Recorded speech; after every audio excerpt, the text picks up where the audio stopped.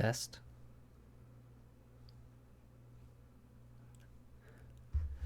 Does it work?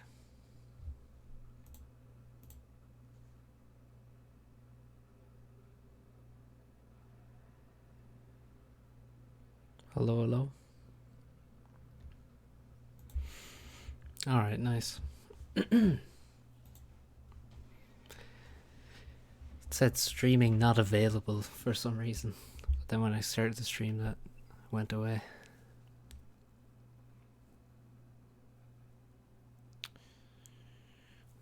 Alright.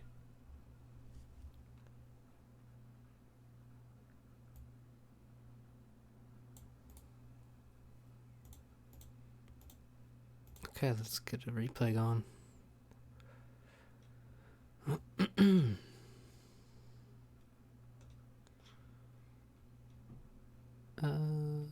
Who should we watch?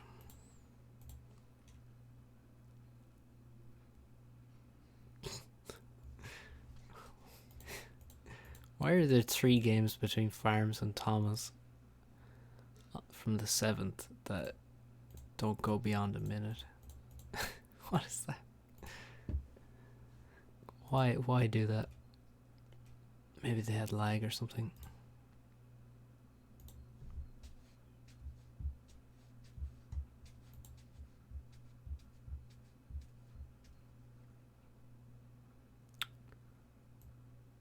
Farms didn't get a commander. What the hell?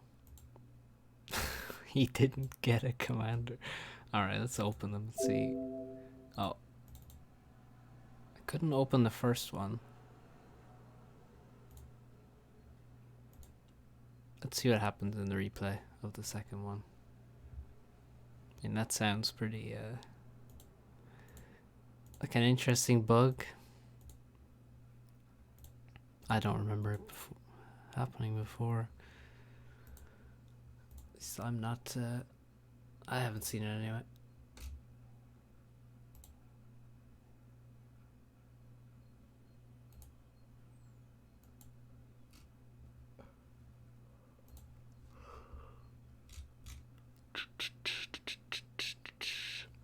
And we're waiting.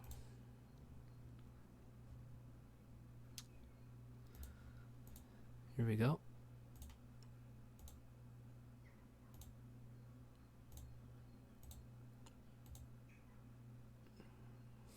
Lord Vader was streaming.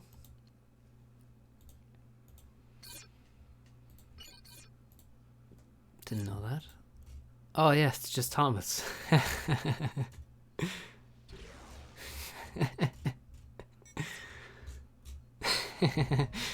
GG indeed. Well played, Thomas. The coordinates came in wrong.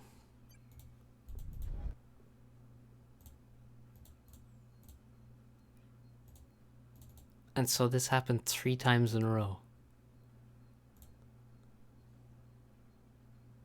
That's crazy.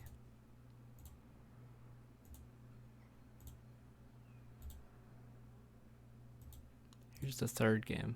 The first one doesn't even, there's not even a replay available. This one.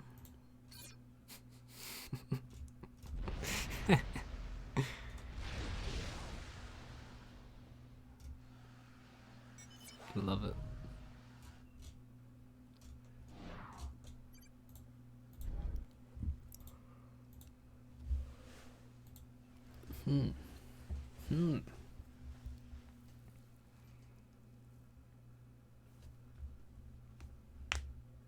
Yeah.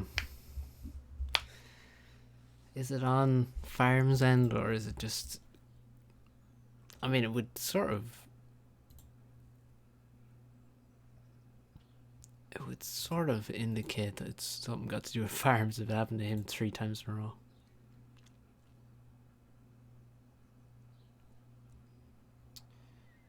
He was streaming at DC Furious and now he's streaming League of Legends. Oh well. Never understand the appeal of MOBAs.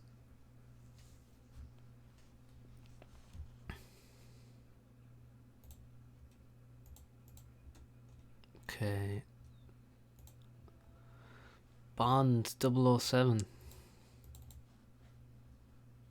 It's a name I don't really recognize.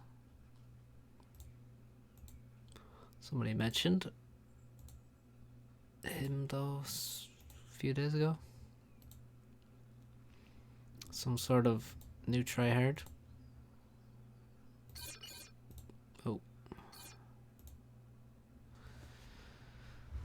Been given a PM.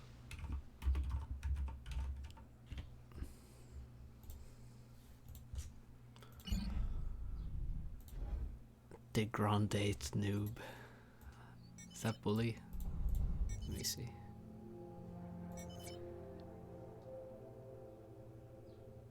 It's not online. I think it is bully, though.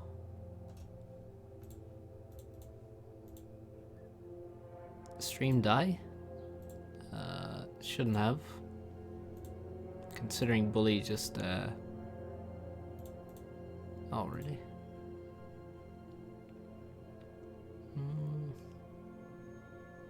That's weird. I have no dropped frames or anything. But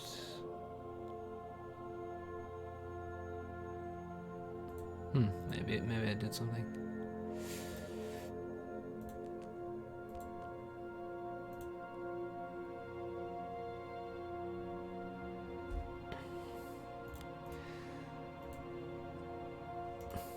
I say blame YouTube. So this is Bully, confirmed by Bully himself. Playing Cybran versus another Cybran. Bond 007. Albrecht says Bond said he played 5 years ago.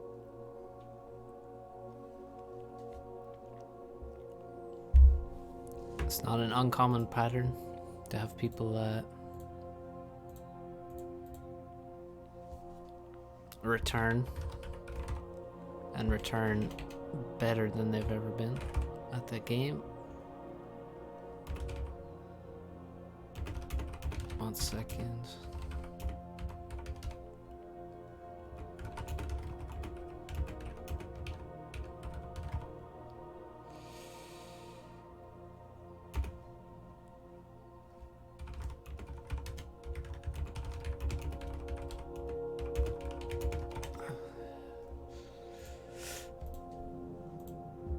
Yeah, sorry about that issue.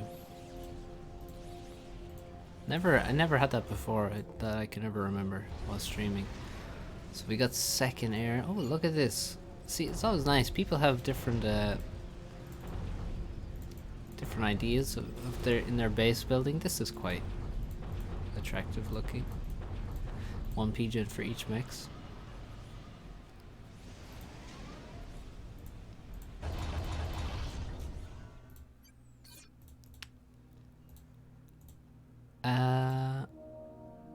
I think the game just got easier.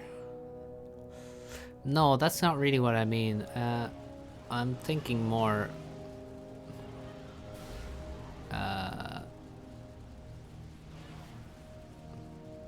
more broadly, beyond just FAF. Sort of like well, just in my experience, the first time you really focus on something, well, you focus on something, run out of some motivation. Sometimes it's the things you return to that you actually at some point your motivation returns and you improve. And some players just come back, like Tagada was an average, well, not average, he got to like maybe, I don't know, 1400. He just played team games and stuff. Then he returned to FAF and he was ultra tryhard. Got to 1800 straight away on ladder, and then eventually now he's one of the best 1v1 players. Who else? Yeah, Stubbs was like 1200, 1100. And then quit for ages. Then he returned and just played ladder, and he got to 1600. Just won every game. Got to 1600 on ladder straight away. And those differences are not to do with the game getting easier. That's like it's not really the reason. Nice Hydra rushing here with some defenses, and the Mantis helping to build as well. Although he needs to defend rather than build. No reaction yet. Looks like we have some scouts happening. Very, yeah, extremely slow air from Bond, and very low on P-gens. He's relying heavily on the... Oh, he's relying so heavily on this Hydras, and he's lost both the engineers, so... Bad mistake there. This is critical that he didn't lose those. Yeah, bully, that's exactly what I'm talking about. You've experienced it too. I think it's not just a FAF thing, really. You should probably leave the base now. Seems like... Did you get raided here? Yeah, you did. There's no way you'd be that slow expanding. Oh, you lost both engineers on this side. Ouch. Oh yeah, so that makes this mass stall make a lot more sense. I like Kurtz. No, I don't think so, also. I don't think it's got to do with the meta or anything. It's just, if you take a break, a lot of bad habits can... Like, you're gonna forget a lot of things, and then a lot of things you forget will have been negative things that you ought to forget about. Bad habits you have, bad ideas that you have in your mind that really were just, well, they're just incorrect, and you forget about them. And you come back with a different focus. I think that's really the thing.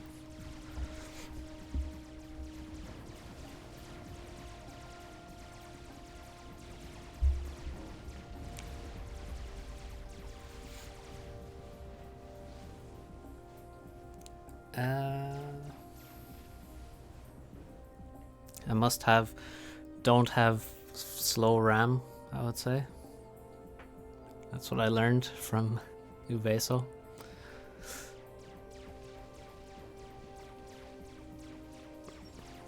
Yeah, you lose muscle memory build orders. But yeah, you lose some good, but you lose a lot of bad stuff as well.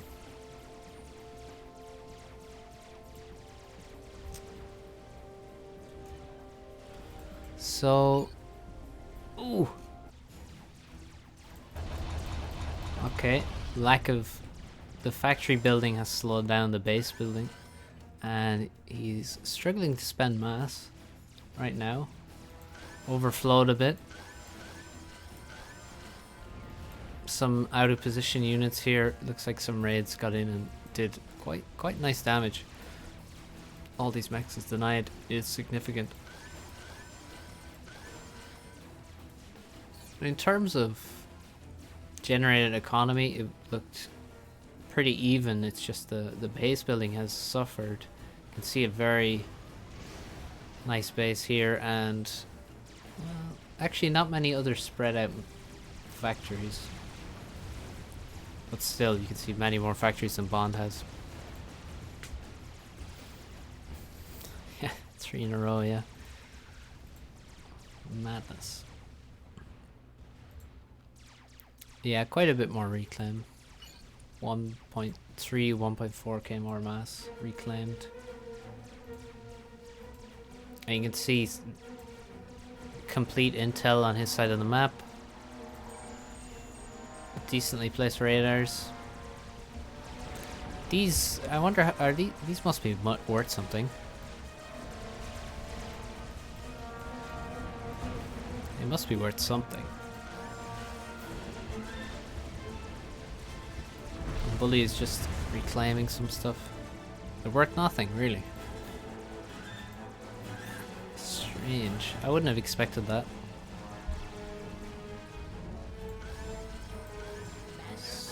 Oh yeah, this expansion now goes down. Doesn't look like it's going to be retaken.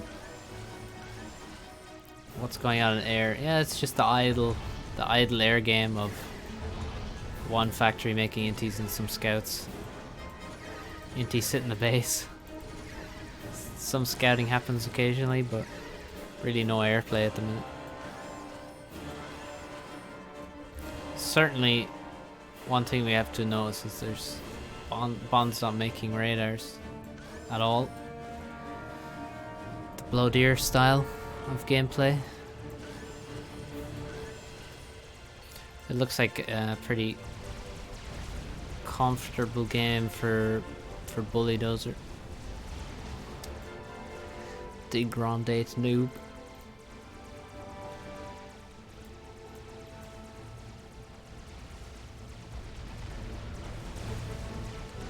Scout goes down.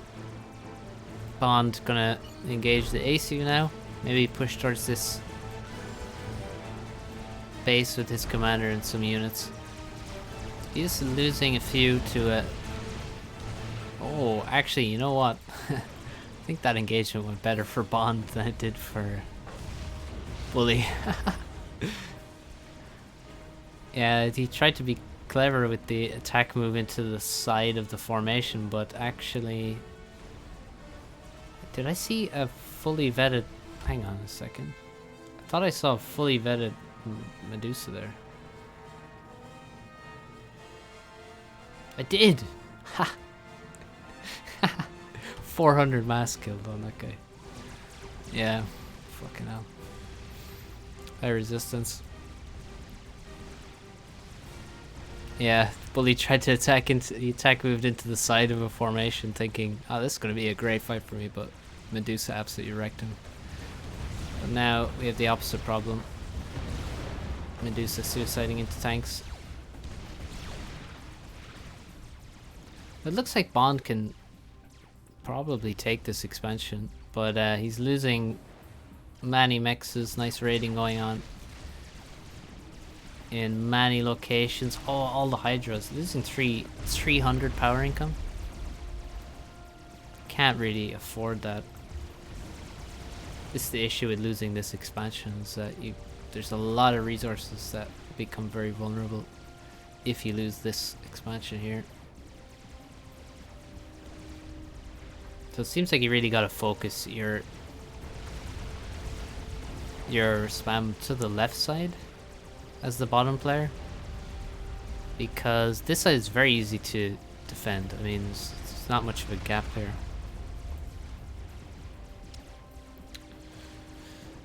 I hadn't really thought about the tournament actually. I forgot it was on today. Oh, it's not today. All right, cool. So I didn't forget it was on today, because it isn't. So no, I guess I won't participate in it today. Let me double check. Anyway. Yeah, under 3600 is today. Over 3600 is next week. That's a 2v2 tournament. Grand indeed. Bully chilling in middle. Should maybe consider... Oh god, this looks so scary. All these units moving left. ACU in the middle. Between two armies. He's been scouted.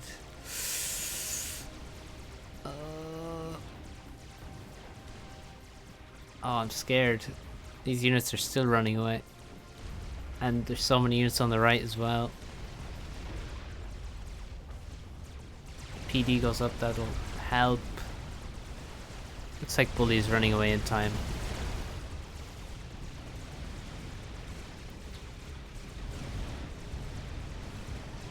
T2 mexes don't look like the greatest choice. T2 mex and T2 land. Well, Bully's gonna fight now. Oh, he has Corsairs coming in. That seals the deal.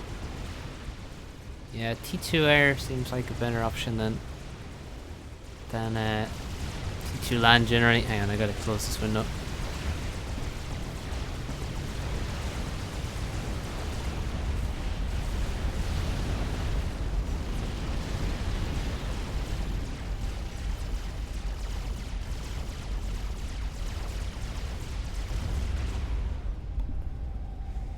Yeah, pretty comfortable for Bully. Not surprising.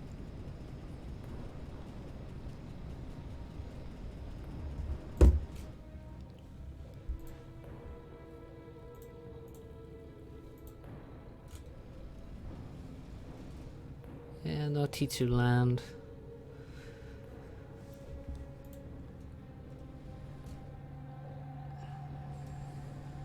Yeah, it does seem like the terrain...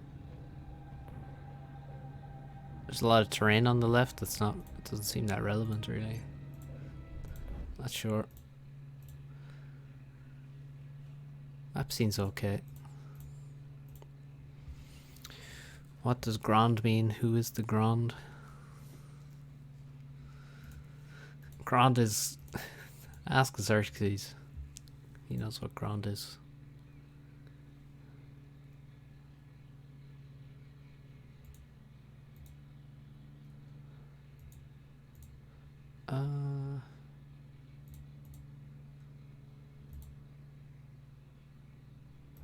Alright, here we have a couple Turbo versus Thomas games. I don't think we watched these.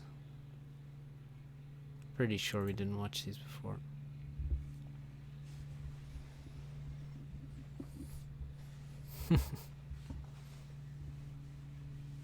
Interesting. I did not know that.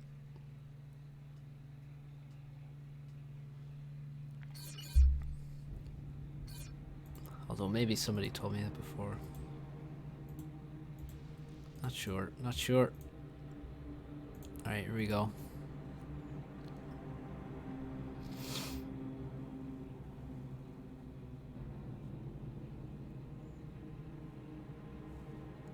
So, this map I have not played.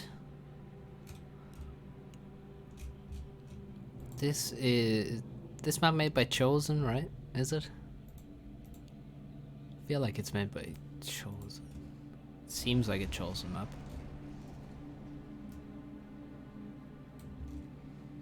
So 10 by 10, we start in the corners. As far away from each other as possible. Oh, there's some curvature.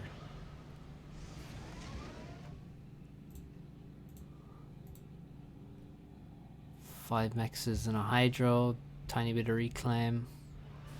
Sixth mex here. And one base here. Another hydro and a mex, and then just spread out mexes on the bottom side and the top side. Bit of reclaim and a couple of mexes in the middle. So Turbo, well, Thomas is making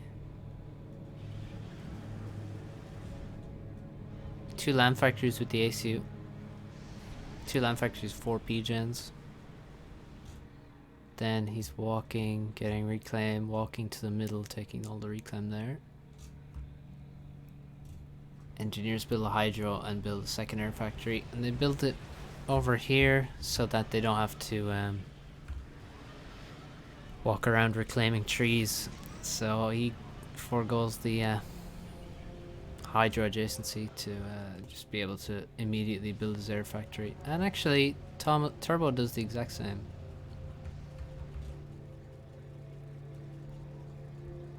Looks like they have the same build order, exactly. Which is a bit strange. I mean, they must have played this, or perhaps they watched someone else. I mean, I can see Thomas has played it. Turin has played it recently. Alright. Some of the mechs are hard to see, that's true. Be nice to have a little texture under the mechs on some of these ones, on the lighter parts of the map. Yeah, Albrecht. exactly. That's a good way to nerf trees. Put some single ones into the groups, you know.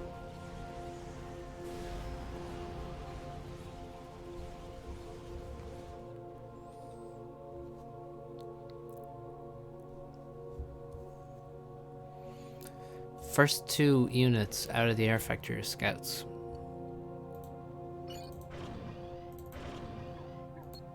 We have 8 NGs and 4 Mantis, 5 Mantis. Where are all the NGs? 7. Oh, they're in the base actually. Seems like too many in the base, and he's not taking some of these rocks. All the NGs in the base means that the expansion is going to be slower. Only one engineer expanding to the right doesn't seem correct. Because, yeah, so this is a dead end up here. If you go for this mechs. So you can't send one engineer to the right side. So I'm surprised the Turbo hasn't sent another. It seems like a mistake.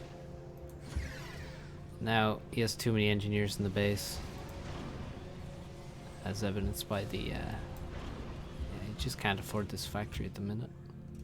If he had taken all this reclaim and maybe some extra rocks in his base, he probably could have afforded that.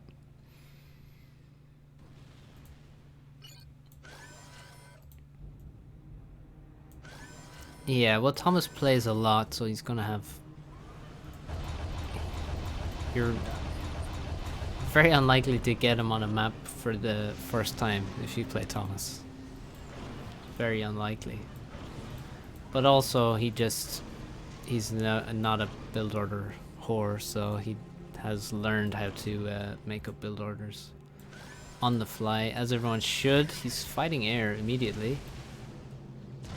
This gives him the advantage of focus firing the first Inti and probably killing it immediately. Now he can actually win the fight and has 2 left over on a decent amount of health. So good air win there. Do we have a follow-up? We have a bomber planned. Oh, the large icons are bugged. The icons, dude. Yeah, I forgot that bug happened. Should be fixed in the next game patch though. I think Speed already made the fix. Uh-oh. Oh god. That's really bad from Turbo. He should have just could have easily saved this engineer. He just run away. So now that's, I mean, that losing that engineer is so brutal. Like 3 mechs is gone, and also the opportunity to get a PD up gone. And like that's the one raid you cannot afford on this map. I mean, if you lose an engineer down here, you probably have multiple engineers going that way, so you can lose one, save the other ones. But like, if you lose this guy, like, there's no engineer close by except these guys. They're not even close though, and they also have to cross here, which is not the safest path.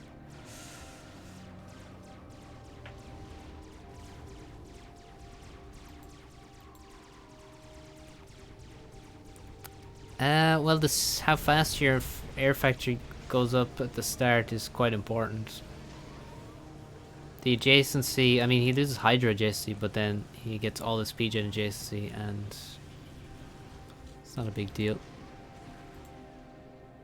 Would I make a transport? No. I mean, no, because the only option would be to land here. It's unlikely that landing here would help. He also just lost air earlier on. He doesn't need to drop over here. I mean, if he does drop, it's probably not going to be successful. I mean, there's potential to drop in the corners. I guess, I mean, I wouldn't say it would be a mistake to make a transport, but it wouldn't be my immediate response. It wouldn't be my first thought.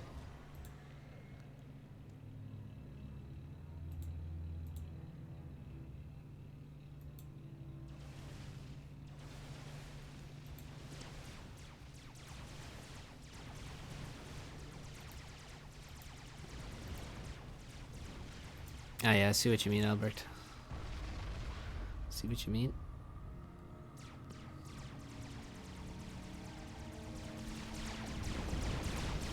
This is a very good fight for Thomas.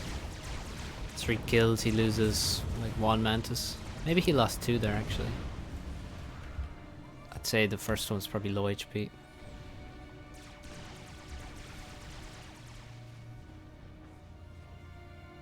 So yeah, thanks to this raid in particular, but also Turbo probably being slower on the bottom side by virtue of only sending a single engineer at the start, Thomas is just ahead.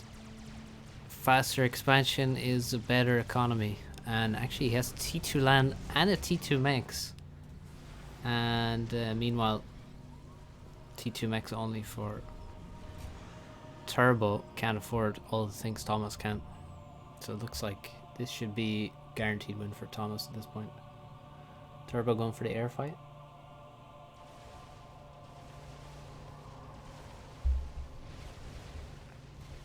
And it's going to end badly. He actually even runs into T1 anti-air, and the flak is out of the factory.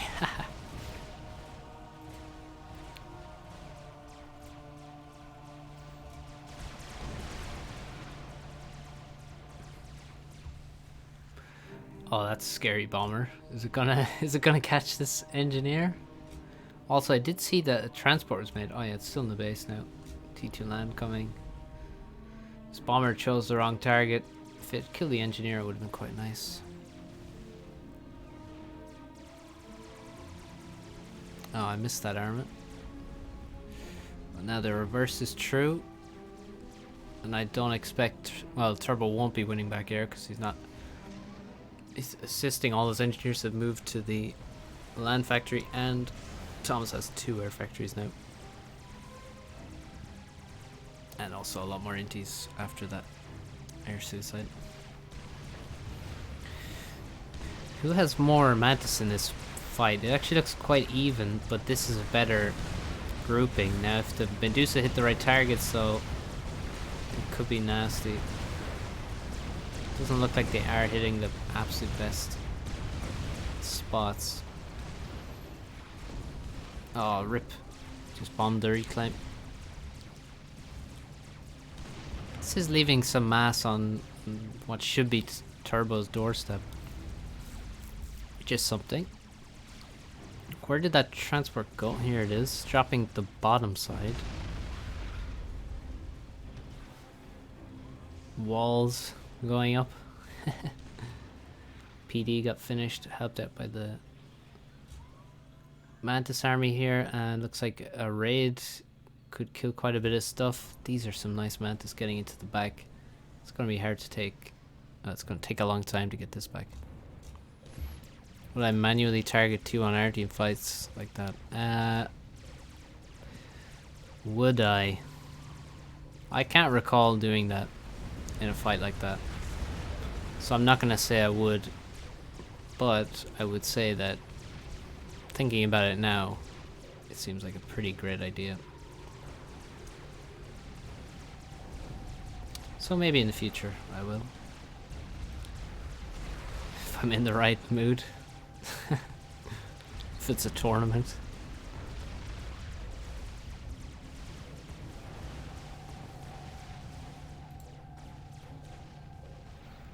T2 units coming out, and Thomas has gone for rhinos. Big Mastol. Really big Mastol, and he's still making Mantis, so that's an issue. He'd probably, on a map like this with quite a low number of mexes, maybe you just chill on one factory, you know, HQ only, don't make the support factory. Maybe you delay the P-gen, because again, less mass means you need less power, so the economic balance is not ideal, but he is, you can see when it goes wrong, Thomas is making adjustments. So you never see it when you see that it's not right, then you see these players are making adjustments to that immediately. They're not just allowing their eco bar to look like crap, so he immediately reacts. reclaims 7 P-gens. That's a lot of mass you get back. Helps him finish this T2 mechs. Now he can turn back on this. A T1 factory. Okay, no. He's gonna upgrade another support factory. I don't know if he needs that, but at the minute he can afford it. Bit of assistance on this mechs actually might be good, honestly. But you can see the important thing is reaction to economic issues, because you're gonna have problems, you're gonna make mistakes, you're not gonna predict the future perfectly and plan ahead perfectly. You just have to quickly react and fix the issues when they arise. Gun from Turbo, almost complete. Definitely going to be a great map for the gun, because like, look at this mid area that you can fight in. It's such a great arena. The ACU and units can gather themselves together and do a lot of damage.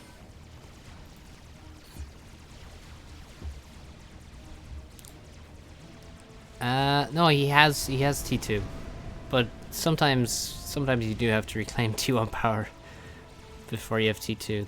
That's you've probably made a serious mistake if you have to do that though. Oh, Turbo needs to get out of this little enclave here. He needs to escape.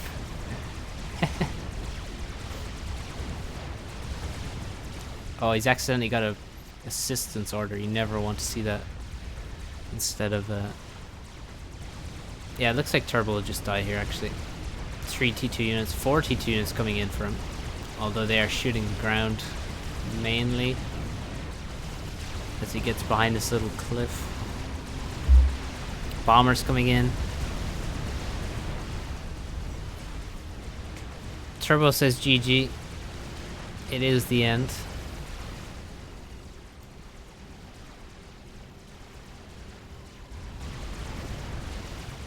Pretty clear how Turbo lost this one, I would say. In my view. Losing this NG was the worst thing that happened, and also could have been avoided easily, so that's a sad one. Only one engineer went early to the bottom where you have most of your expansion mexes, so that's an issue. And maybe not enough reclaim, like these rocks are still here. The rocks in the base were there for a long time, so that just allowed Thomas to do everything a bit faster to Tech 2 land and better economy. So simple victory for Thomas in terms of you know, strategy wise. Wasn't a strategic win. Also, I'm not sure what's possible on this map really. Doesn't seem too diverse in terms of the options. Seems like after watching one game and I've seen a lot of what's possible. Or it seems quite clear what's decent.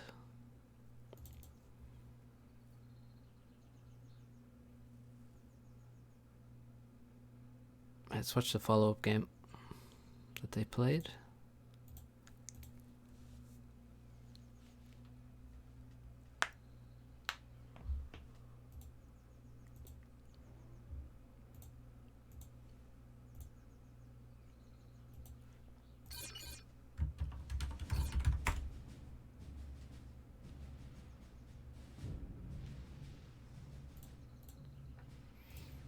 All right.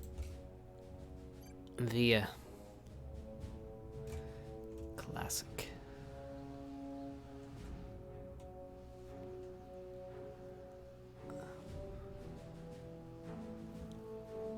Have a good memory of this map from the tournament at the end of last year. And actually I've had some very cool matches on this map. So I quite like it.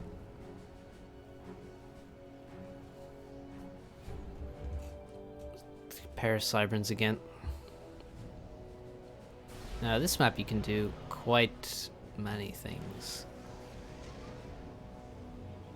Quite many. Can do all full T1. Can do a huge T2 spam. You can rush T3. You can rush T3 air. You can use your ACU. You can leave your ACU chilling in your base or in your expansion. You can use T2 air. You can drop the sides, walk to the sides, drop the middle, steal the mass. Make some TMLs in the middle. Make eco, make no eco. Plenty of possibilities. Let's see what they do though. I suspect, well, Thomas, maybe Thomas would go like for some snipe, T2 air snipe. Turbo, I would probably expect T3 rush. Maybe he'd probably make some T2, I'd say. He probably wouldn't just go straight T3 rush. I don't know, we'll see.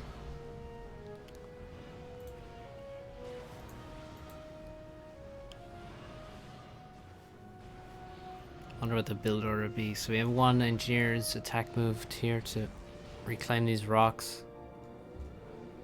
Single engineer going to build factories on his own, which you generally want to avoid building factories with a single engineer early on in the game. It's just inefficient to take like a full minute to make a factory. You know, that's not that efficient. But on a map like this, you're already making, it's sort of just like a additional factory. It's sort of normal on this map, but in general it's not a great idea. Like if you're on Loki or something, I would not advise.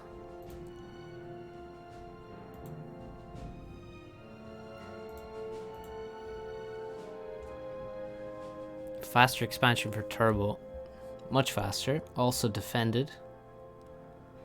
Some people go greedy and don't defend their expanding engineers. Labs can be useful on this map as well as early raids. No scouting on the left side, and we have a bomber. Already have almost 4 factories finished here. So it looks like Turbo has less reclaim, but it seems like I prefer this build order, except, hang on a second. Oh, he has very little power actually, and this is why he's actually abusing the trees at the back here. That's pretty good.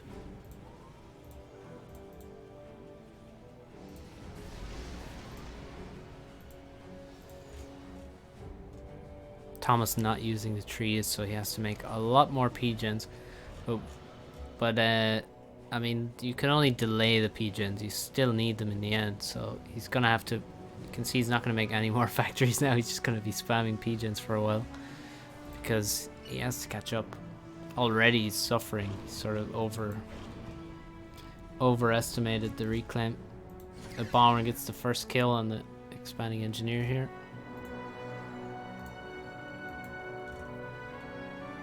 Is that a dodge? It is a very successful dodge.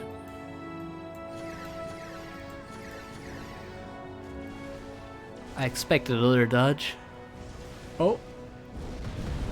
Yeah, the bombs did a weird move there, but they still did not connect enough. Bomber goes down. And gets instantly reclaimed. Nice. Finally. Finally, someone reclaims a bomber. Mark this day. Thank you, Thomas. 80 something mass drops out of the sky next to an engineer. And Thomas is the first man to ever click on that 80 something mass.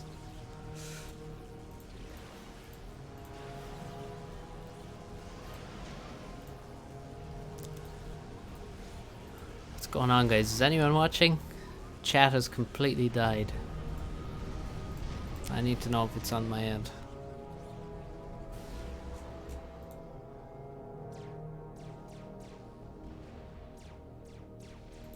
Hello. There we go.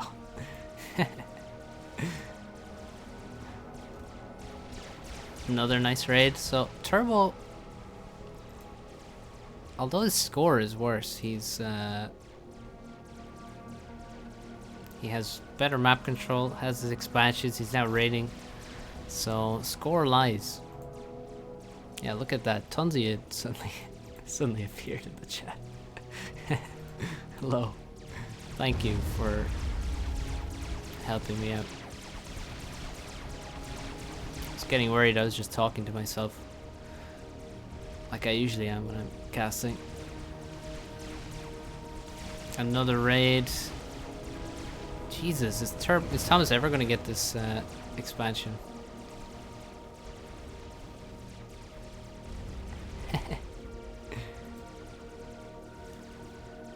So Thomas has been focused on taking the rocks, getting reclaim and stuff, and he's forgotten the core principle of... Hang on. He has 10 tanks. Fucking hell. He has 10 tanks, dude. And he's stalling 80 mass. So yeah, bit of an issue. Has two mexes. He now has to ship pause both of them. He just lost. He played so horribly. Right, so what happened here is Thomas played on the absolute knife's edge, where he was completely abusing the reclaim to the point where if at any point he messed it up, didn't get enough reclaim, if he lost some engineers that were reclaiming, if he ran out of reclaim and his engineers weren't repositioned to more mass, then this happens where he goes to minus 80 mass. He has to pause his upgrading mexes just before they're completed. His factory is basically shut down. So he was just on the knife's edge and he got sliced open. Basically, it's a replay. And now he's just lost. It should not be possible for him to come back from this against a player like Turbo. So yeah, this is the problem with reclaim. You can get absolutely wrecked if you make some mistakes, or if your opponent gets some nice raids going. T2 air, T2 P-gen, very painful T2 P-gen for Turbo, but he got there in the end. Big power stalls. Will I live cast under 3600? When is it? Because I'm not going to do like some 7-hour stream or anything, that's for sure. It's in 2 hours. Yeah, that's kind of a problem.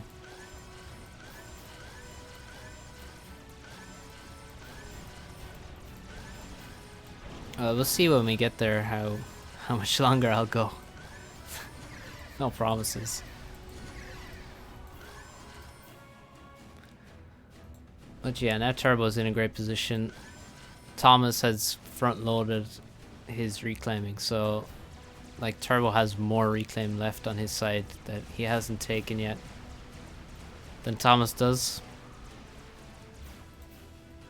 So Turbo has more resource available to him as well.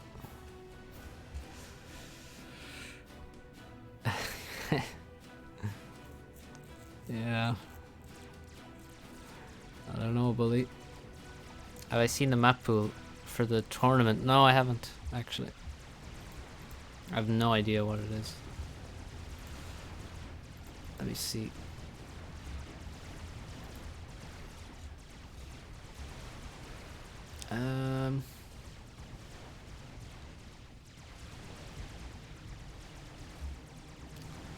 Map pool. I will release both map pools a week before the first tournament starts. So did he... Oh, here we go. So for the under 3600... Oh, more raids happening. It's not going to be very impactful though, I'd say. Unless he can get over to like these engineers because they're killing these guys. Otherwise, it doesn't seem like it'll matter too much. Most of them require 200 APM to queue up the mexes. Let's see. Oh, wow.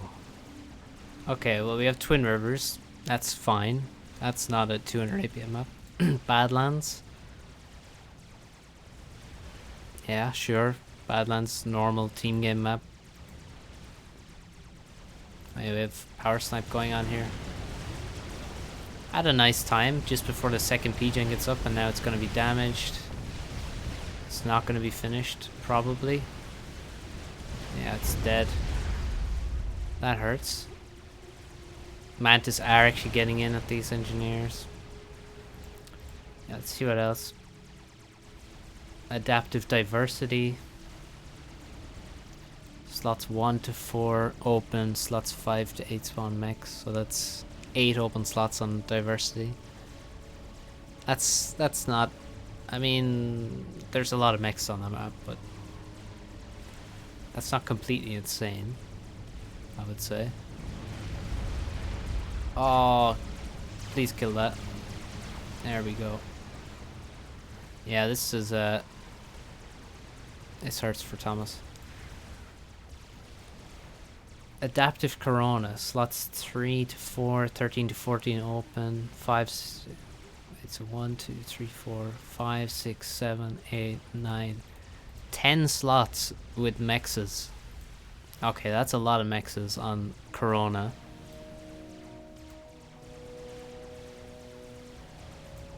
Miracle. I mean, yeah, that's like a 4v4 map, I guess, isn't it? Stella Maris, that has a ton of mexes, of course, but it's manageable 2v2, I guess. Open Palms. Selkie. Yeah, that's gonna be a tough one. Primus Alpha. That's the one that's the red map that expands. But it basically just ends in the first... It's decided before the map expands in every single game I've ever seen. And probably ever will see. It just keeps sniping power. Which is fair enough, I guess. But there's better ways to win the game, like snipe the ACU, I'd say. Stop wasting Corsairs. Make T3 land. Yeah, there's T3 land. Yeah, these don't look like insane APM maps. I mean, Selkie would be insane for 2v200, 3600 probably. It's pretty insane. But not completely crazy. Primus Alpha, Crimson Feud, yeah, T5. Point of Reach. Monument Valley.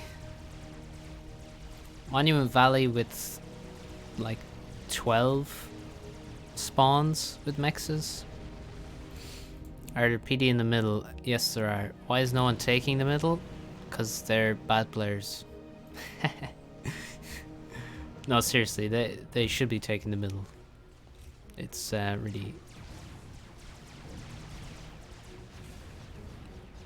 It's inexcusable that they don't take the middle. Absolutely inexcusable. Like, if you want to be a tryhard on this map, then you make a transport and drop engineers into the middle and take 3,000 mass. You know? Like...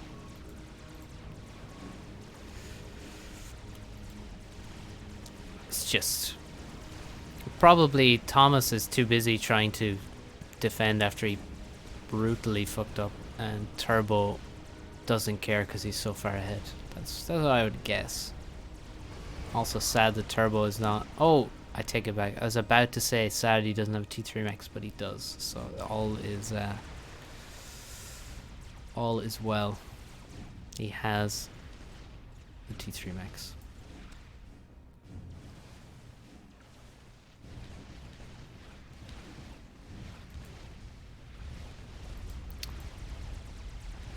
Don't know, Swackle. I think nobody ever took mid in this map, in my experience. Well, a lot of players just don't care,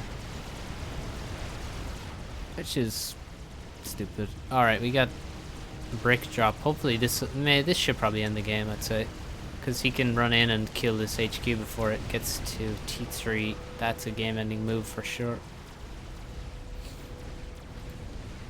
Yeah, Turbo's finally starting, but like we're 15 minutes in. It's no excuse for it to take this long. T2 Max is going to be spared thanks to units walking into range. And now RIP the headquarters. Is he? Oh no, he's going to kill power, is he? Yeah, I would kill the HQ. Way more value. He's just killing T1 Pigeons.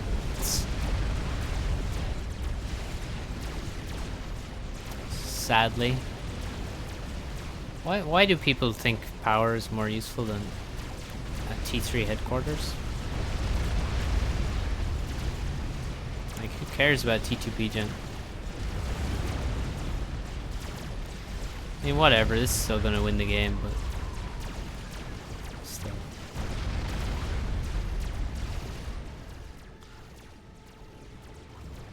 Sort of irrelevant, I suppose. Maybe if the game was in the balance, he would... Well, if the game was in the balance, he'd never be in this situation, I suppose. So yeah, time for Thomas to quit, I think. This guy's a bit out of position.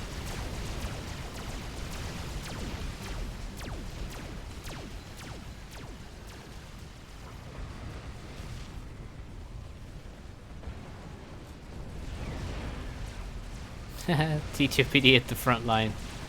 What is that? How's the terrain?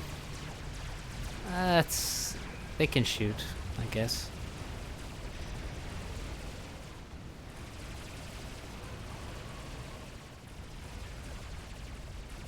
Boom, headshot.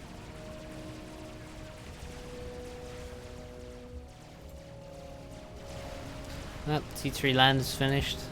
Loyalists on the way. There's bricks walking into both expansions, so doesn't matter too much. How many T3 mechs do we have? Still only one? Yeah, still only one. Imagine if this got dropped. Some artillery or something. The sadness.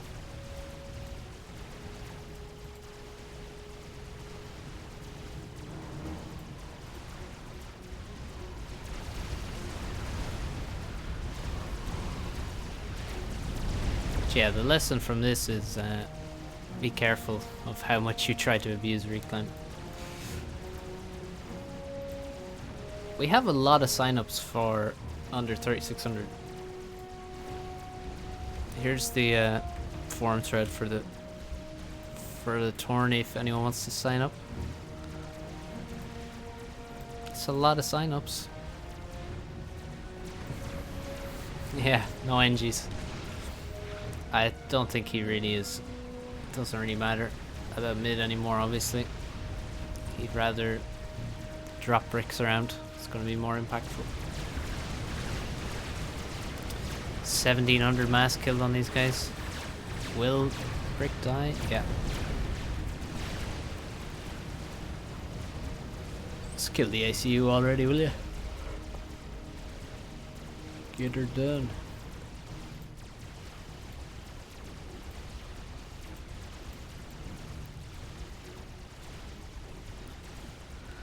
No, I don't think I'm gonna play the tourney, no. Yeah, I woke up at like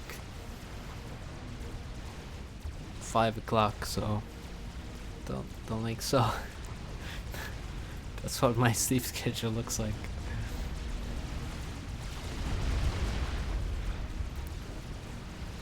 I can speed it up, it's true. We got, how many signups do you have? 1, 2, 3, 4, 5, 6, 7, 8, 9, 10, 11 signups already. Oh, he's still alive.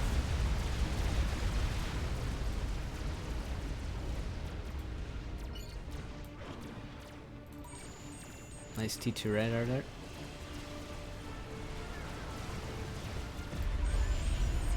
Ray, instant GG from Turbo.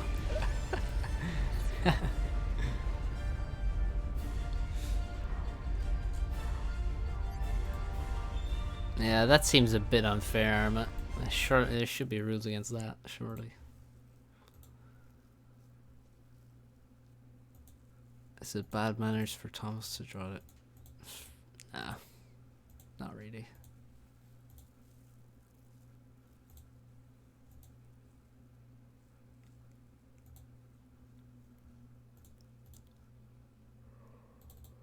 Let's watch Thomas on his favorite map.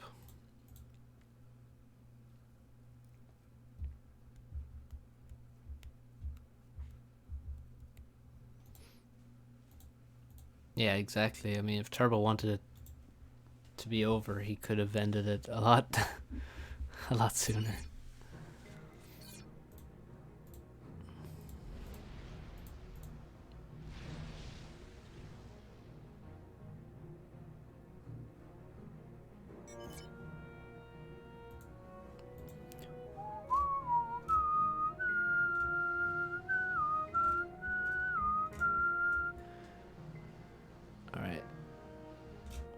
This is Thomas's favorite map. Williamson's Bridge. It's a map I've never won a game on. Have a strong mental block. Prevents me from performing here. Need to see a therapist about it. But until then, I'll continue to simply hate this map.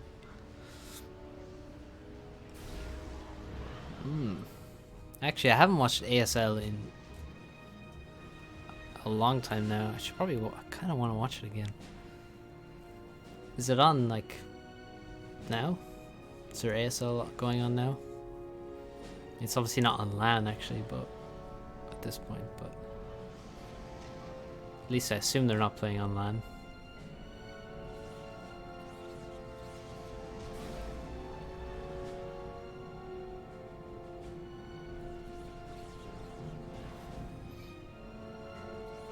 Six seasons. I may not have seen it since like season 1 or 2 actually. I remember I watched some StarCraft 2 and then I watched ASL. It was like, damn, fuck StarCraft 2. Shit blows. Oh, no audience, but they are online. Alright, that's nice. Yeah, I don't know how to start in this map either, Cursa, so let's watch Thomas.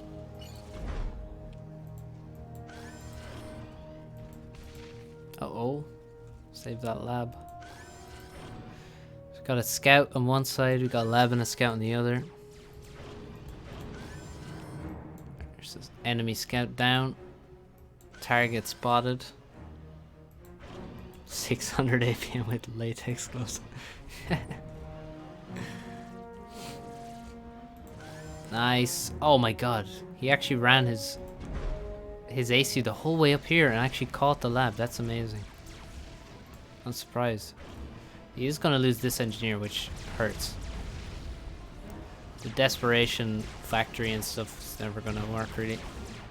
Against a Mantis. You can only do that stuff against a lab, or if there's a Mantis really close that's going to help you out or something, or multiple Mantis. But like 1v1 you can't save it.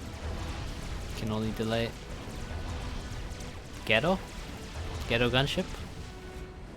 Let's see how well this works for Ruski Degroid. That is Esperanto.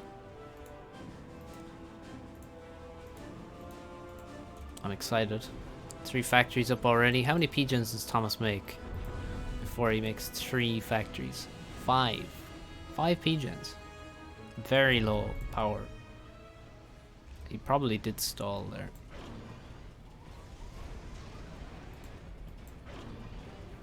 Fourth factory on the way, ACU also on the way. And oh, he didn't wait for the 6th lab. No. No. Slightly mistimed. But where's he gonna go? He should run straight to the base, you see. Actually, he runs to the side to avoid flying over an engineer in the middle, I'd say. Does end up flying over a different unit on the side, but yeah, he's in the base now. Did he turn on some target priorities for the labs before he arrived? Doesn't seem like it. He should kill the anti-air. Oh look, see, he did so much damage to the anti-air. He should have finished it off, in my opinion. Although I could be wrong on that, because there's going to be more coming out of the factories. But yeah, it seemed like... Oh yeah, so this factory is denied. A lot of anti-airs coming out of the factories now. A bomber's coming, but that's probably going to... I don't know how much it's going to do. With an attack move, I mean, it's kind of not great. The Ghetto has to do a ton of damage right now, though, really. Both ACUs on the same side.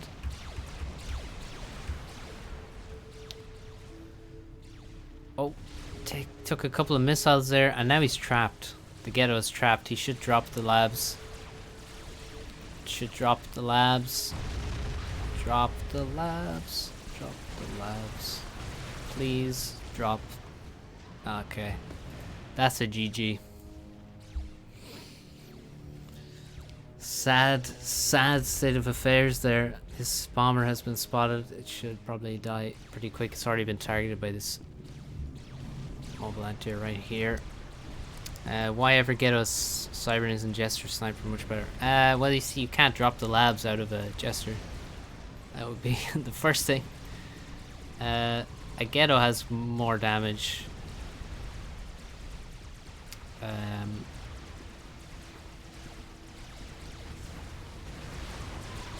think a Ghetto is a different weapon entirely, with the option of dropping the labs in the base. Like you can see, when he dropped here, there was like no tanks in the base, so the labs could have actually gone in and killed all the engineers in the base.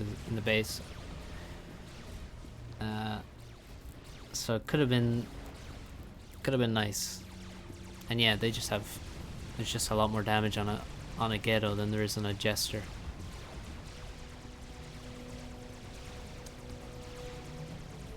HP, actually, I'm not. Let's see what the HP on a Jester is exactly. Yeah, they have like the same HP. Jester isn't cheap though. The Ghetto is more expensive, but yeah.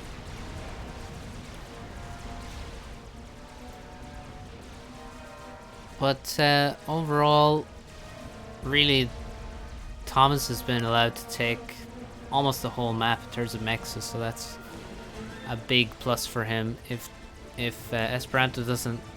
Oh wow, he's very low on HP now, actually.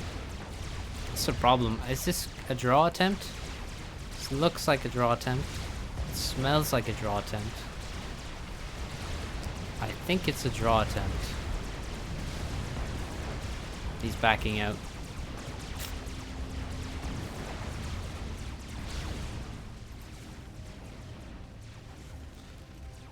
Seems to be some hysteria in in Aeolus.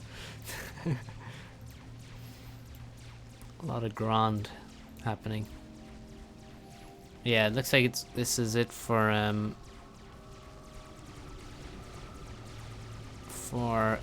Esperanto. I respect the Ghetto, but it's not working here. It hasn't worked for him.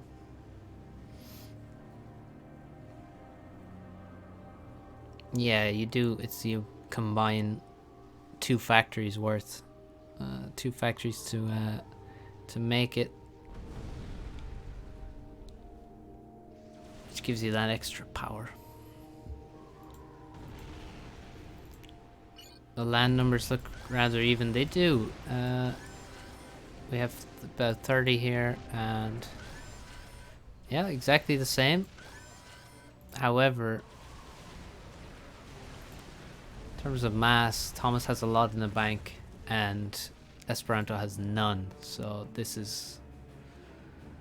he has 1k mass here that he can turn into tanks, and Esperanto, meanwhile, is out of mass now at this point.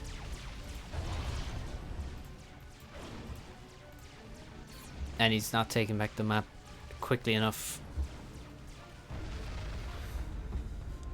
If you go for the first getter, you should probably go for the second. Well, no, I mean, if you look, there's a lot of anti-air ended up coming out, so even making the bomber after the gesture, or after the ghetto, didn't really achieve very much from what I saw. It killed this guy, I think, but I don't know what else he killed with that bomber. You know, if you force your opponent to make a lot of anti-air, then you don't then make more air units for him to kill, generally. He got the stealth. HP isn't so different on these ACUs. Don't know how useful stealth will be. Outright snipe with ghettos nearly impossible. He could... yeah, he could actually... you could go for 2 ghettos and then just go straight for the ACU. That's true. I would call that very cheesy, but you could definitely do it. I could definitely see that working, because people won't, you know, Thomas wasn't going for air here, except when he saw a ghetto coming for him. So definitely a very possible thing to do. Not a reliable strategy, obviously, but very possible that could work.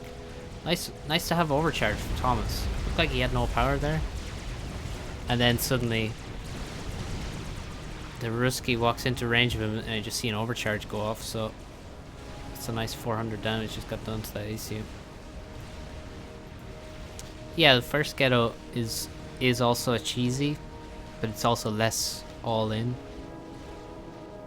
I see your point though. If you're going cheese, why not just go full cheese?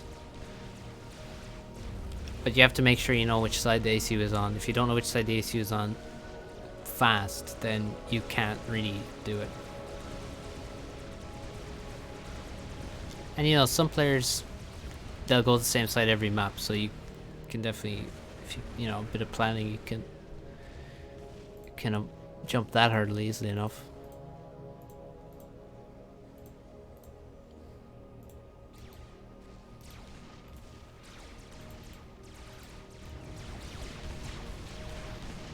Not sure how useful stealth has been.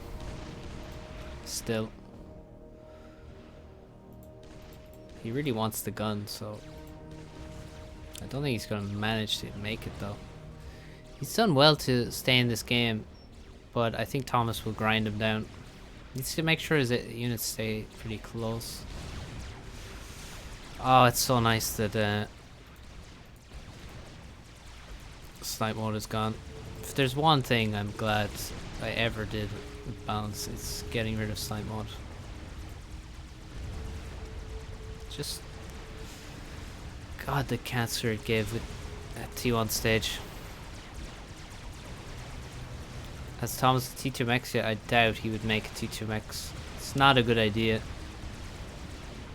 because well, first because of the player he's against. Well, no, first because of the map, second because the player he's against.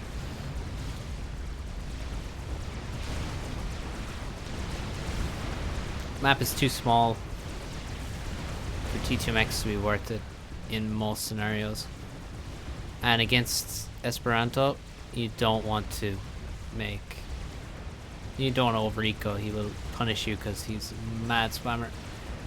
And this is a... So, see, if he had made 2-2 mechs now, he wouldn't have all of these units. How you have a lot of spam? How? Yeah, you see, when they had... Here's how. When they had an even number of units,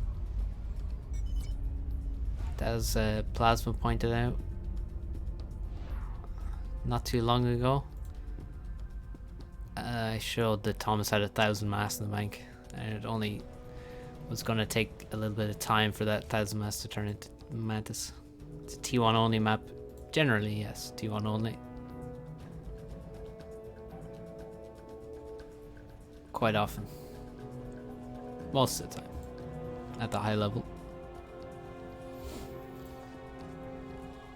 It's just when the bases are so close and ACUs are involved, and it's not like you have a lot of reclaim to quickly turn it to mechs or something, anything like that.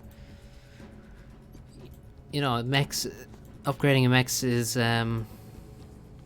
investing in the future, and most of the games don't last long enough for that investment to pay off or be worth it.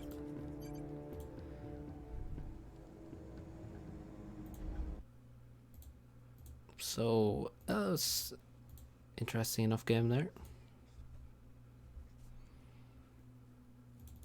Let's watch a game from today. Same players. Blinchik's doing a meme sign up with 1,300. That's not a meme sign up. That's like how the tournament works.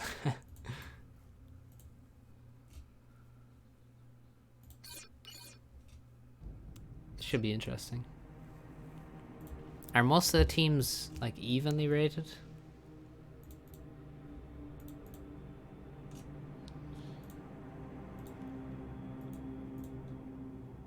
Swackle, are you gonna play? Have you signed up? No, I don't see you there. Hang on. Yeah, actually, under 3,600 is actually... You can get some quite high-ranked players. Oh yeah, now I see it. But it's just confused because there's no rating beside your names. So I missed it. Yeah, no, Swackle Morax. Massachusetts Bostonians.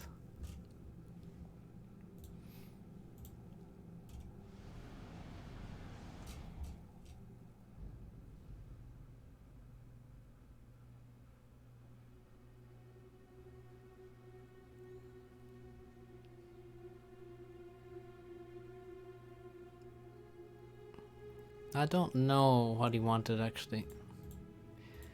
But 3,600 is quite a high cap, I'd say, for...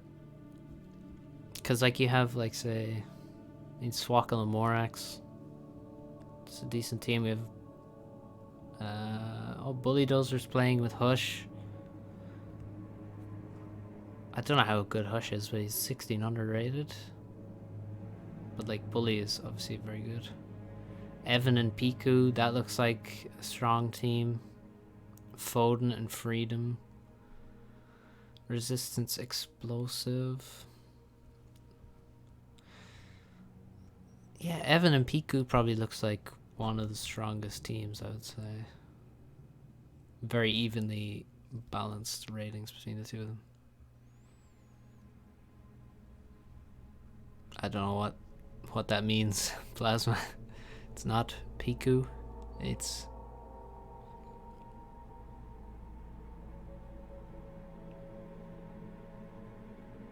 Piku. Anyway. Nice lab. Oh! No! Turn around. Hang on, what the f... Oh, I can't believe you let that guy let... Pico. There you go. How do you know it's Pico? That's my next question. Follow-up question. Cross-examination.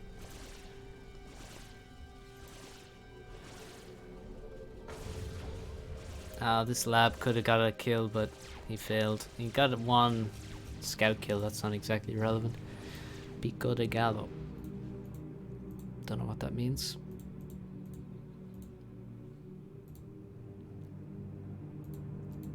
All right.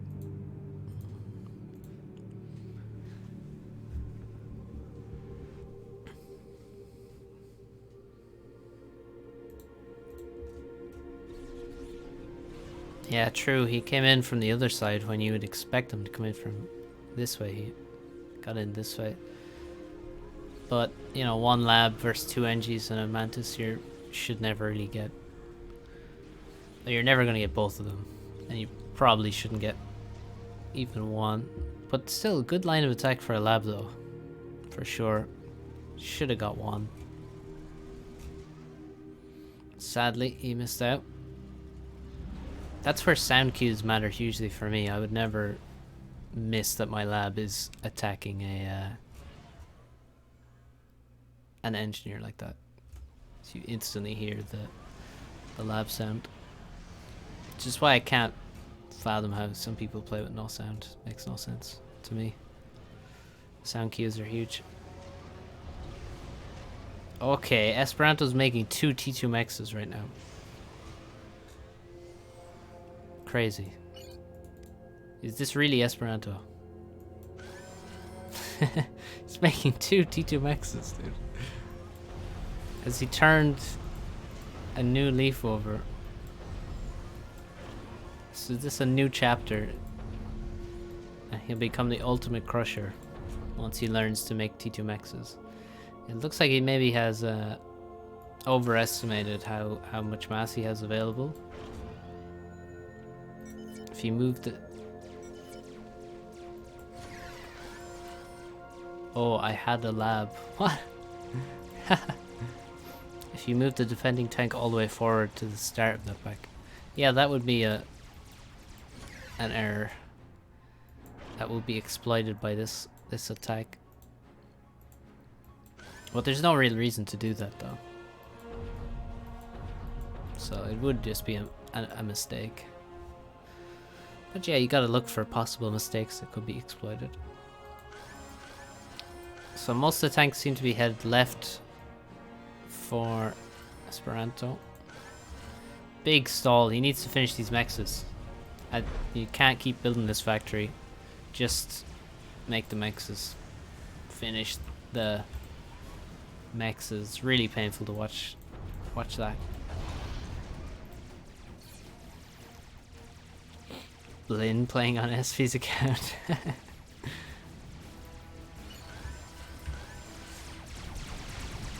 Nice attack here. Decent raid. Should probably... I don't think he should try and save these tanks, but it looks like he's reacted a little late, maybe. Yeah, he might... One might get away. 2. Is there an engineer around? Oh, there is. Goodbye, sir. Oh no, he has an attack order on it. You never do that. So now it's gonna take so long to kill this engineer because of that. So run into range, start shooting, stop. Engineer escapes the range. But yeah, there you go. It's okay, extra okay to day drink, yes. Yeah, pubs are closed, man.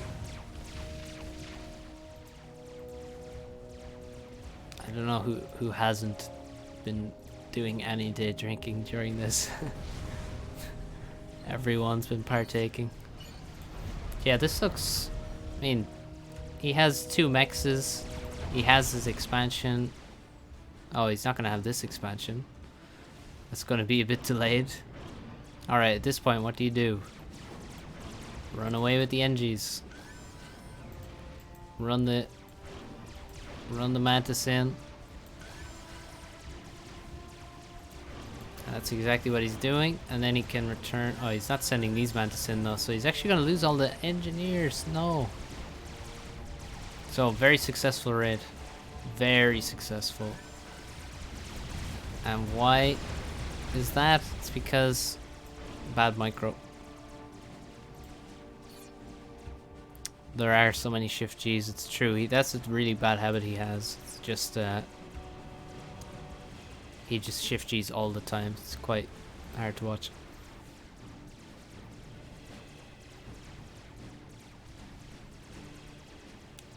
Yeah, all the houses will become pubs. Well, not exactly.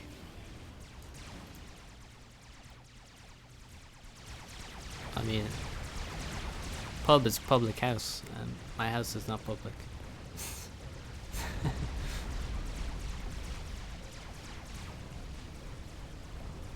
Another mech's coming up, and he's still in his base. This is not Blinn playing. This is low. Look, he's just standing in his base, not moving from his spawn point, building factories with his ACU. Okay, this looks a bit scary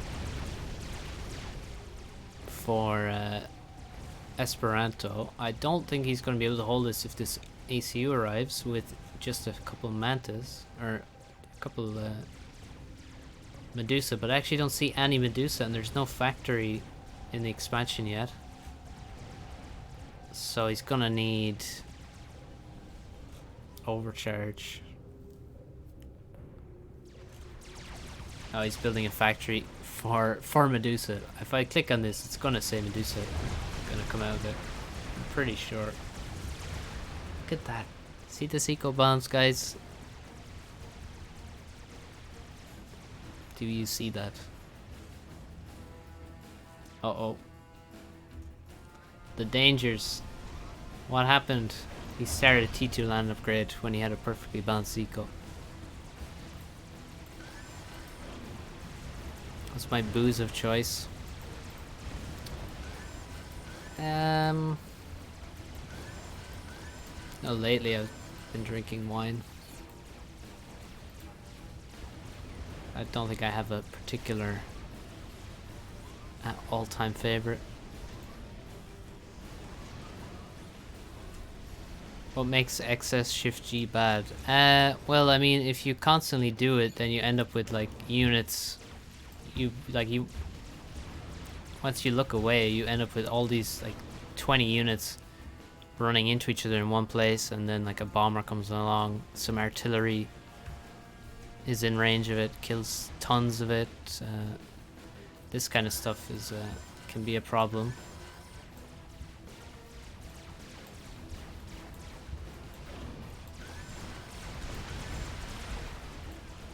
Exactly, Swackle.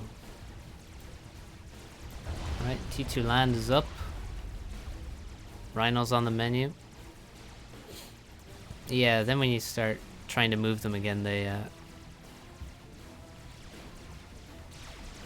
it's quite messy.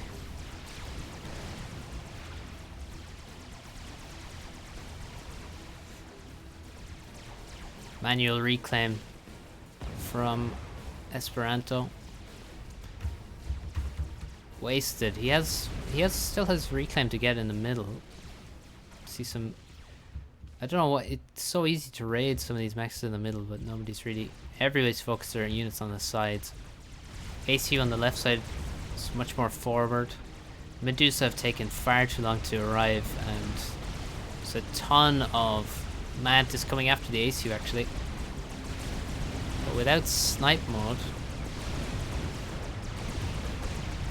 this is far less scary.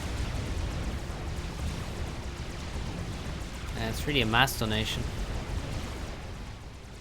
Where's the ACU? It's on the right side. Might have been better to send it left, actually. He is now quite low in units, Thomas is, so needs to be careful. There's a ton of reinforcements coming. Also, we have 4 T2 mexes. No, sorry, 5. Versus only 3 and a T2 land factory. So, since he's gone T2 land, oh my god, Thomas is in big trouble. He's in big trouble. It's not an issue for something like T1 bombers then. I don't know why you'd shift G T1 bombers, actually. I don't know. I don't know why you'd do that.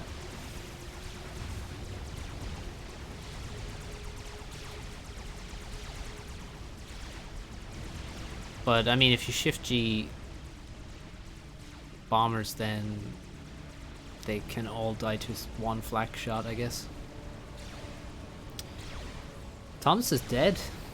Thomas is dead. It looked like a mass donation, but Thomas had no reinforcements coming to this side because probably of his T2 land switch and maybe mass stalling. He's 1000 HP. Below 1000. He's gonna die. Oh, he just gets out of range of the Mantis. Maybe he survives on 200 HP. No, they're not live. They are replays. This one is from today. More factories. Look. Look at this. Look at the factories. Thomas is running for his life.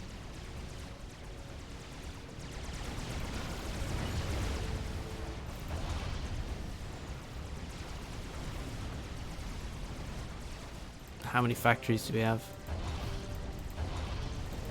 Ah. Oh, 27 factories. Completed or on the way. And a lot more queued up. And a lot of mass in the bank to build even more. Holy crap. He's taking this reclaim that I thought may have been a mass donation for Thomas. I was completely wrong. It's not.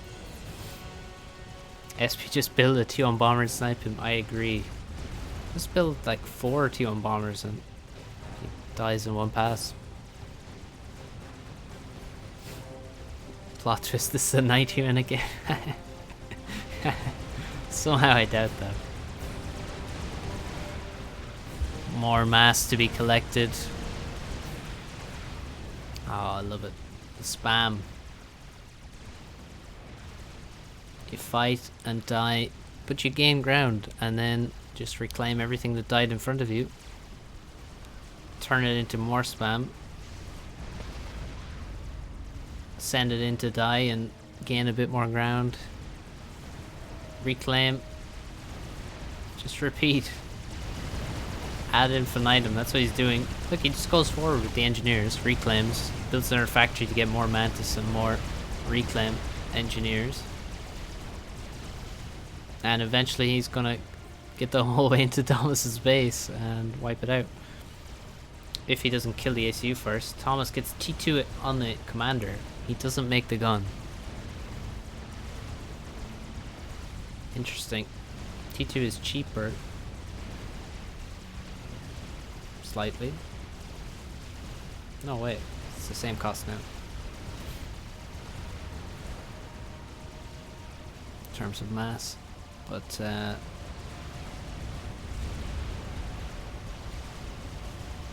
yeah, he's not building anything with this commander. He's just shooting. Which seems like the wrong thing to do with a upgraded ASU. Yes. This is grand.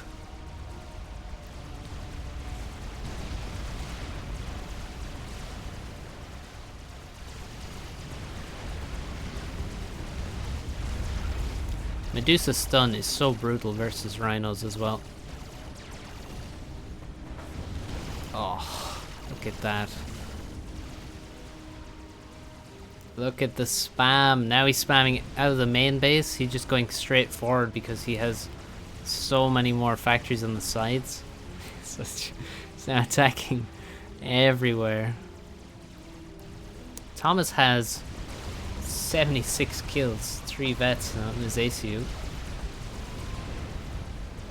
There's Mantis everywhere. This wall is pretty good. Saved his precious hydros for now. My god, look at this. 150 Mantis and 50 Medusa.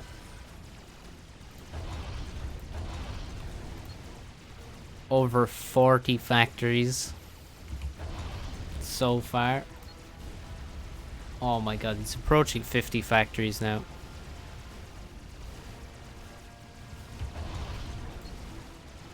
Nearly there. He's in the base now.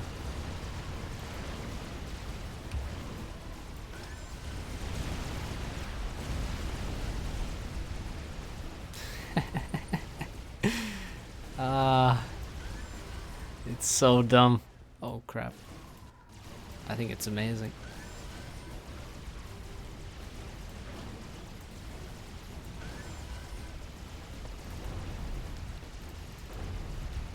He's actually made some more eco as well, which is hilarious.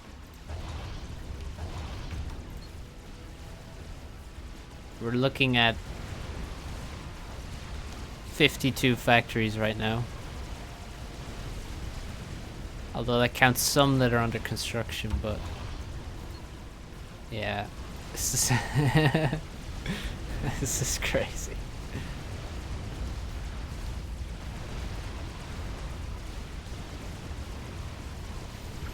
Overbuilt facts, you say? I say no. It's just asserting dominance. Best way to counter Mantis Rush.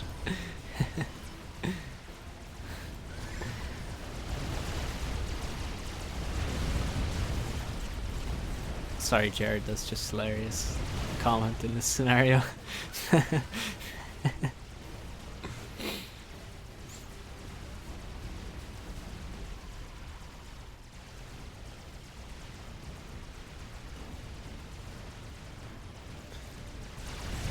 Unfortunately, the Siren base is just regenning. How many kills on this thing? Oh, 33 kills on this PD. It's nearly at its 3rd vet level.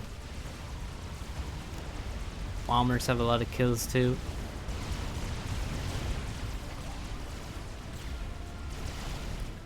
Healthy looking map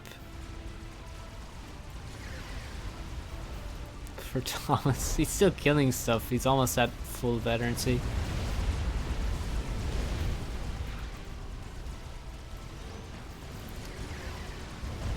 Uh-oh, his base is finally succumbing.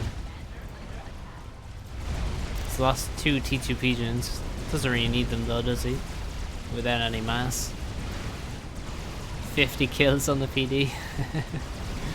36 on this T2 PD. Somehow I think this isn't going to be completed. He still has the Hydros. At least I still have the Hydros.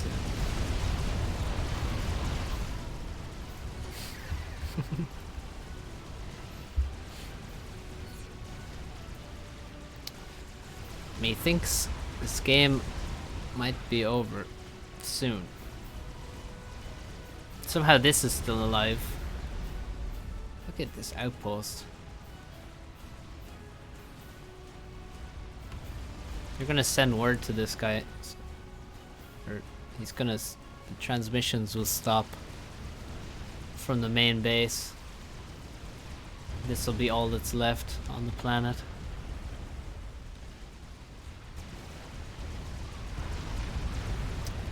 Oh, he's not. They're not capturing. He is building a new base though in Thomas's base. Look at that. I love it. That's amazing. This is brilliant.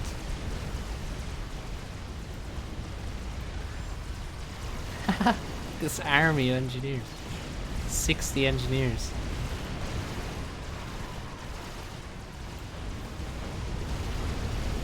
The hero PDs have died now, leaving the base completely naked.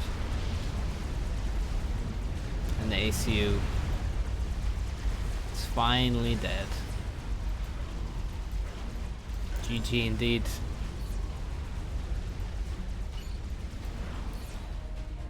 Let's see. 156 Mantis, 89 Medusa, 63 land factories. 63 land factories. Not stalling either. And I'm not sure if that 21 idle is actually accurate. It may have been. Yeah, there's quite a few idle along here.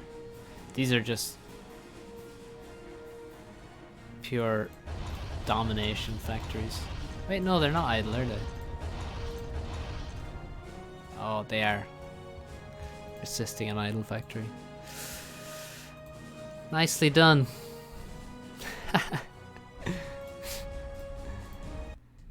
Those T2 mexes at the start laid a wonderful foundation for a gigantic mass mantis spam to win the game.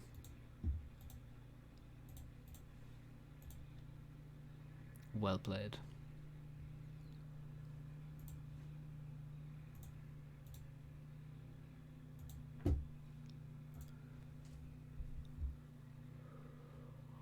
Well, as I've been streaming, a couple of games have happened. So let's check those ones out. So they have some interesting participants.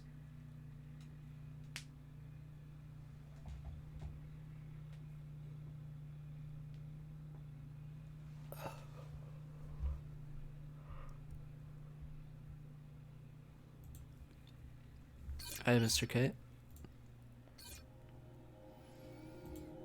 Here we go.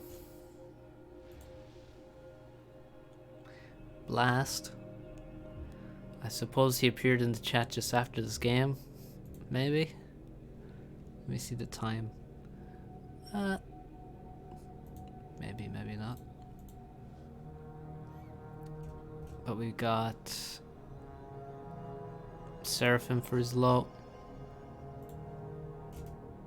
Blast has Aeon. I like it. Let's see what Blast's approach is. Since we buffed Blazes, I still don't see people using them. But they will be buffed again in the next patch a bit, so yeah. From Blast. The classic. Yeah.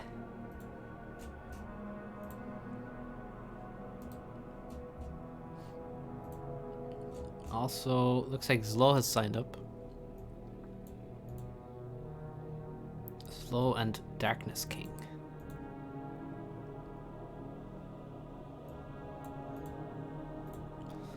Somebody PM'd me.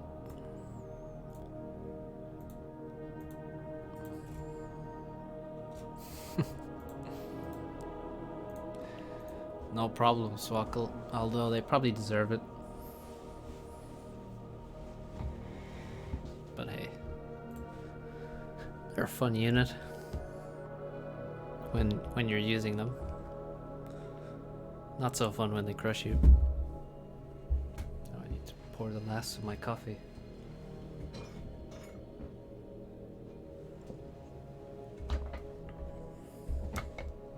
Mostly we just have a lot of T2 land buffs. And some range differentiations as well, which I quite like.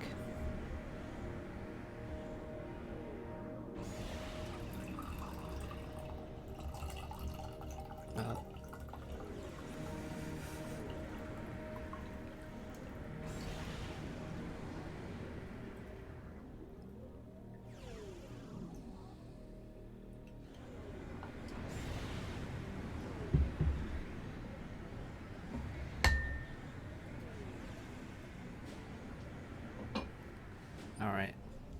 What's going on? Second land, third air.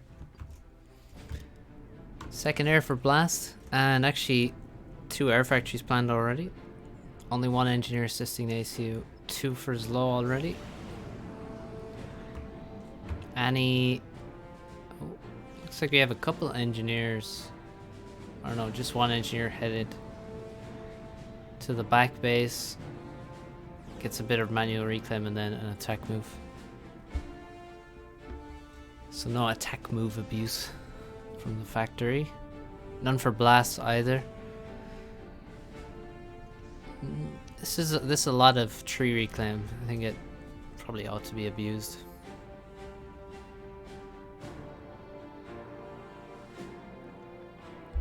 Damn, this coffee is only barely warm.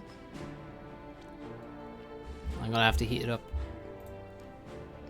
Would I say the new cloak on Fire Beetles is weaker than if it had stealth?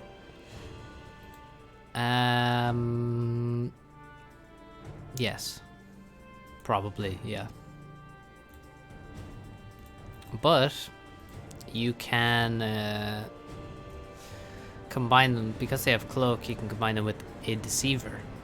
And then you have cloak and stealth. So, but yeah, probably having stealth would be more useful. Cloak is gonna be fun though. Yeah, they do. Yeah, I will. Pauli, throw in the microwave. The trees are not that great for energy. Yeah, but I mean, they're still tree groups, so they are still good for energy and also mass. So I still think they're worth grabbing. Does this not terrify you? It excites me. I'm going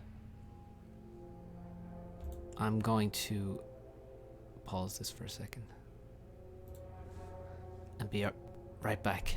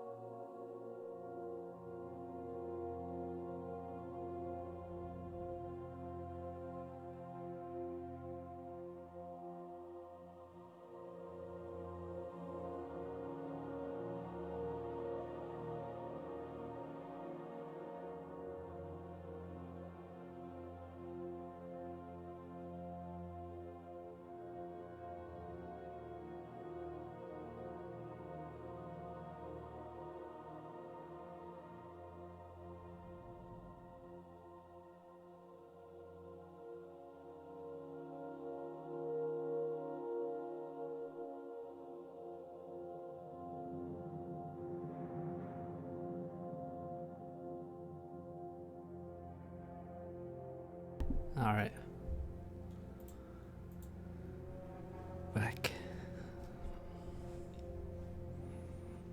Give Cyber and Stealth T3 transfer. No. Download a mod.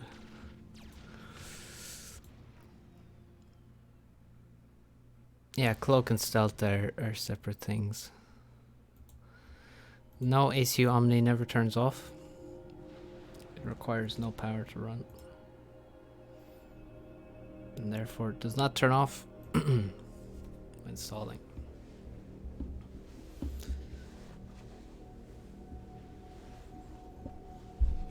So yeah, Cloak makes you invisible to vision, Stealth makes you invisible to radar. Combine those things and you have to be spotted by Omni.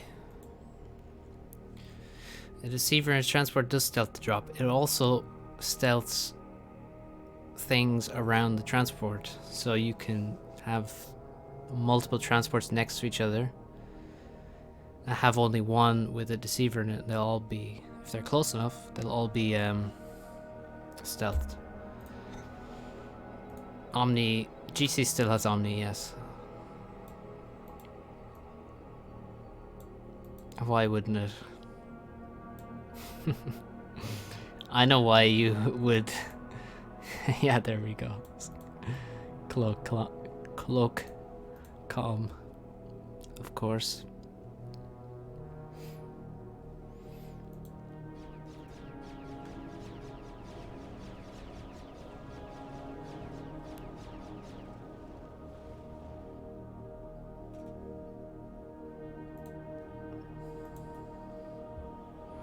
So what's going on? Looks like nice build from Zlo on the face of it. Ooh, big power stall. He's so low on power, only 380 power, and he's trying to spend 750. So that's, I thought was a good build, but now it's become a bad build. If he had just built some more P-gens, it would be a really nice build, but you can see the difference in units. 19 versus 40. Reclaim is a lot more for Zlo. But yeah, he's really... Some of this differential in units is down to not spending any mass on P-gens, so you know, you can't have everything.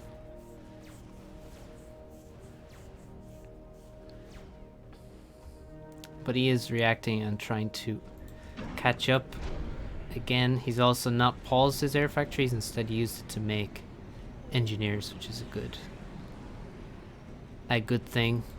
Makes use of the factory and doesn't spend tons of power making air units while he's doing it. Making power here, making power here, making power perhaps somewhere else.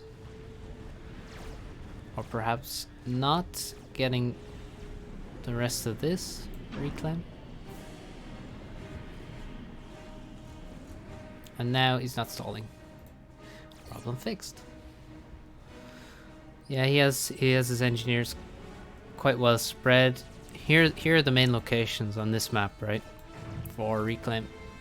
And it's not just everywhere on the map. So the main location, the start, I would say. Well, first you have this ridge. It's pretty good. You have a little bits here and here. It should disappear fast. But the main locations would be the start here, because there's no trees. There's quite a lot of reclaim gathered in this location. It should be first target. And then this is not quite as good because it's sort of hard to grab all of it at once, but these ridges here are very good. These little hills. They're quite densely packed. Same story here. And you want to try and grab like the reclaim from these ones first, if you can, because they're further forward.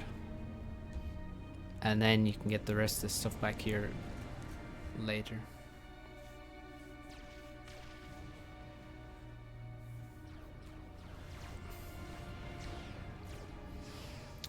Hello. You're the man with the questions. MS82632. You have many questions. What's my opinion on Command & Conquers? I only really played Tiberian Sun, and that was a long time ago. So it was fun at the time. Quite enjoyed it, but it's a long ass time ago.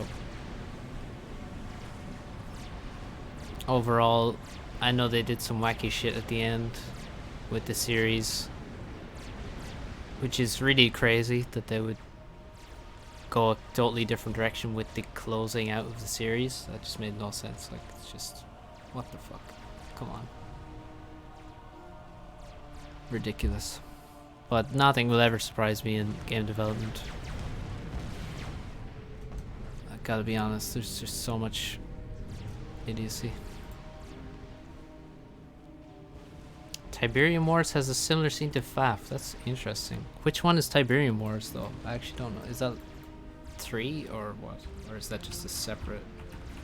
I'm really not well up with my CNC.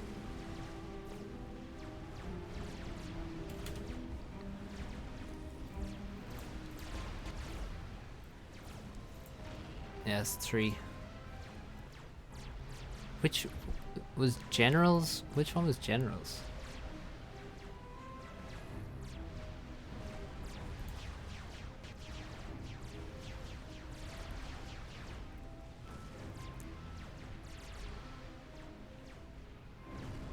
2007. Well, so it's like the exact same age as Supreme Commander. That's interesting. Generals was after RA2, before Tiberium Wars. Okay. Damn, there's a lot of Command and Conquers, weren't there?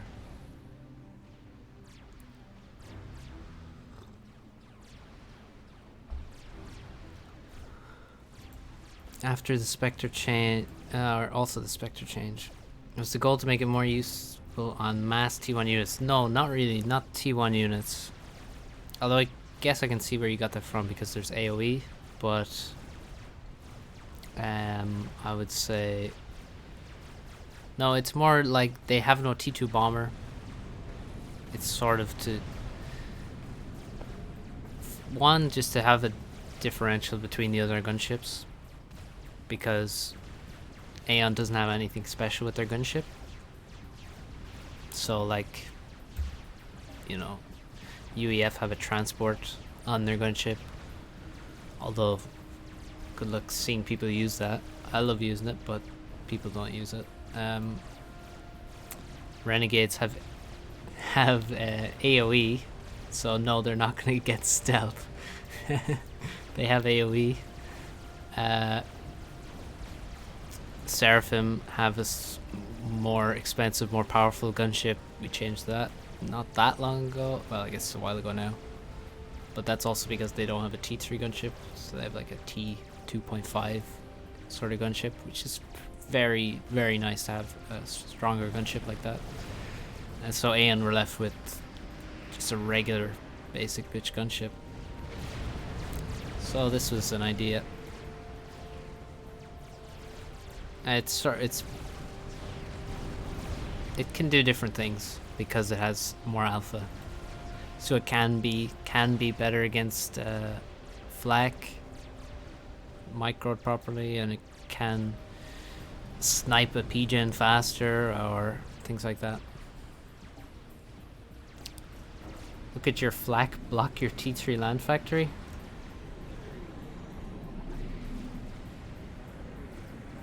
Cancer Nothas.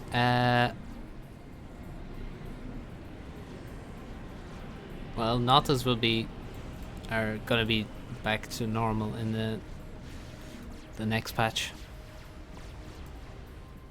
Does this have fast and furious micro potential? What the hell does that mean? What is this? Wrong base indeed. Yeah, sorry. Thanks for that, Albert.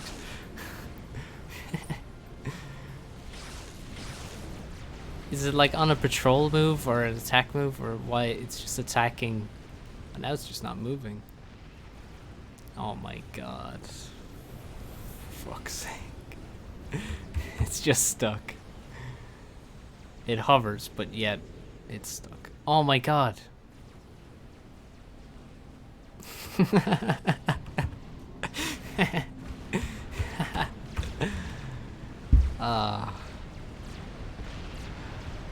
That's hilarious and frustrating and sad.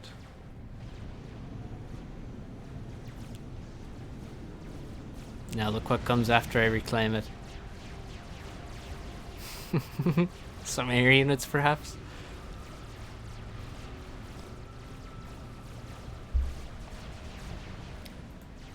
Do I know the ratio multiplier for that? Not sure what you mean there. Like Battlefield Army Tactics. There's a lot of micro potential in this game, yes, if that's what you mean. Did Nothas kill all of these mexes?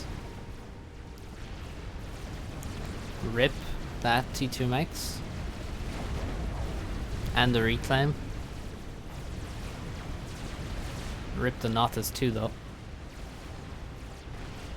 Swifties. When does the patch go from beta to live? There's no date set yet, but it should be like less than a month, hopefully.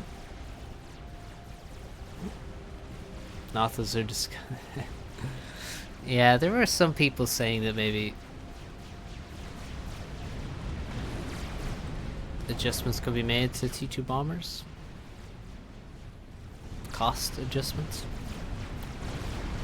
But we'll see. Oh, Slow making some TMLs in the middle.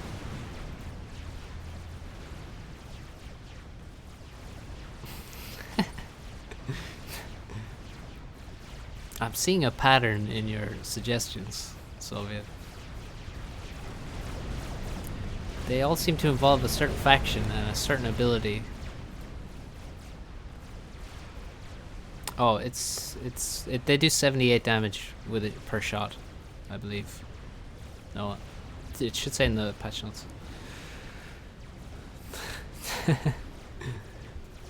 I've never heard of Subcom 2. They never made a sequel. Give Mantis stealth, there you go. Yeah, they kill Mass Storage in one pass, it's true. Mass Storage has about 1000 health. There's also questions about maybe, you know, building HPs changing in the next patch. Not the beta patch, but maybe the next one. Also, I have just missed this game, but it looks pretty bad. Slow with massive spam all across the map. This is more Nothas, but they're only getting one pass, it seems. So they're not that effective, but they are annoying to deal with. Nex is going down.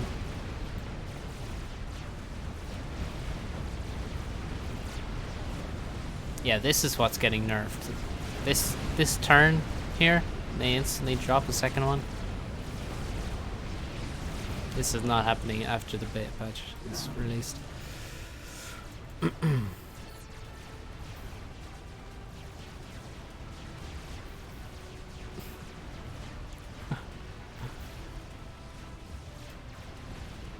Manual conversion using mass buffs.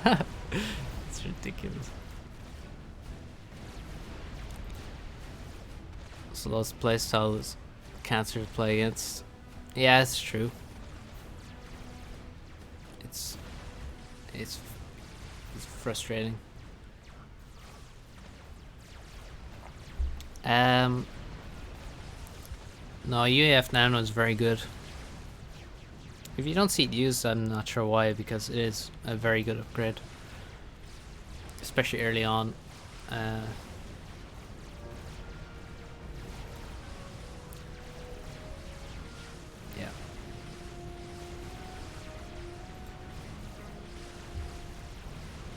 The best looking RTS. Well, this is the best RTS. The best looking RTS might be Age of Empires. Just love the aesthetics of that. Is it good on console? Never tried it, but I know they have some special units.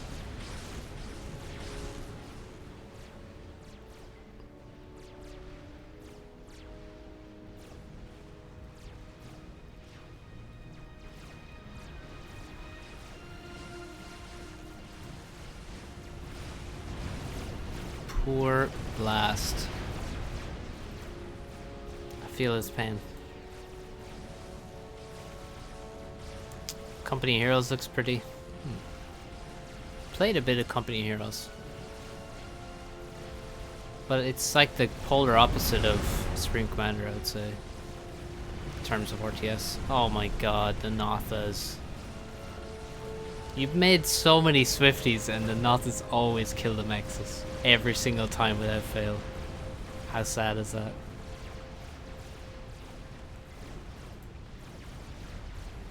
What's the ideal way to deal with the two spam? You just make it as much as you need to stop his spam. I don't like going straight to T3, I guess. Well. Oh, there's another dead Mex. It's only T1 this time though. But I would make T2 units. I don't know what year Blast thinks it is that you have to skip T2 with Aeon. I would be making T2 units. T1 units. Skipping straight to T3, I just don't like it. He's anticipating the new patch, yeah, well, I mean, the new patch, Obsidian should be brutal versus T1 with the better fire cycle. And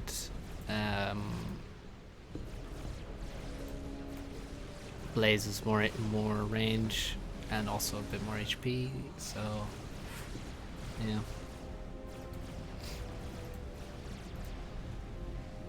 Yeah, that happened a while ago, Ark.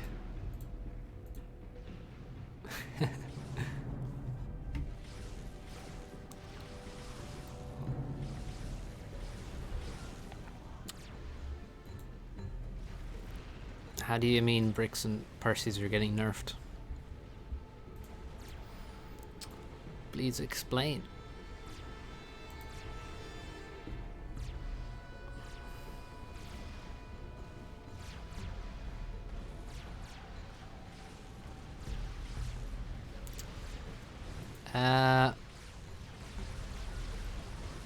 Well, they're getting more health as well, Albrecht. More health. Slightly different fire cycle. The DPS increase is quite large for Loyas.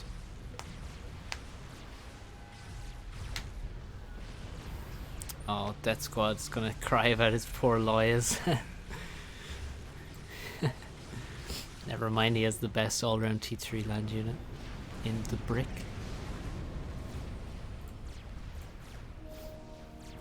And Loyas are getting a special new ability.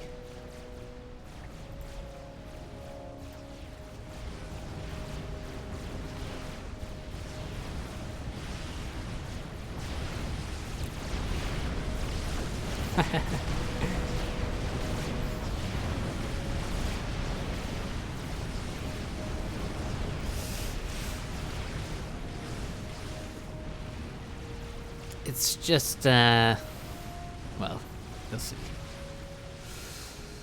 Poor Blast. Poor Blast. He has so many T3 land units. I love it. He has his ACU with T2. He has all these Harbies. He has a lot of Swifties, and yet he's losing his full expansion to T1 land units. How do you love that?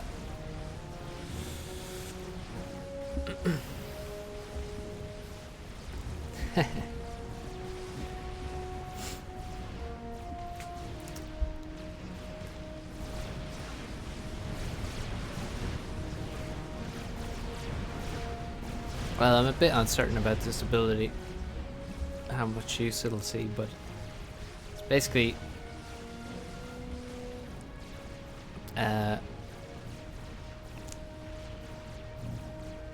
it's the charge. It's called the charge ability. Not exactly the catchiest name, but it's you press it, they speed up, and then there's a countdown, and then they explode, and their stun is longer than it would be normally. You know, they die and they stun units around them. This allows you to run them in fast and run into the middle of units and stun them for longer. So that's the ability. It's not in the patch notes yet. The Loyalist.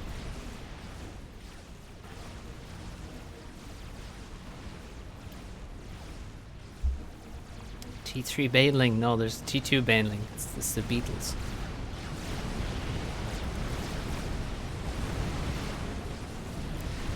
It's not really a Baneling if it doesn't do any damage when it dies, is it? It just stuns.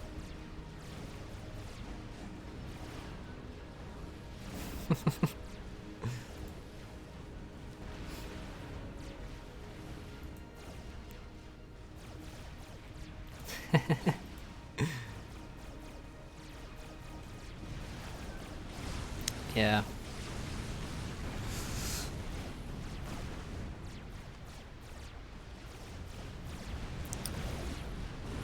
Oh god, you should hear some of the suggestions from farms. He's watched too many StarCraft games, I think. Nice, Celine here. Giving vision. Units should not have spells.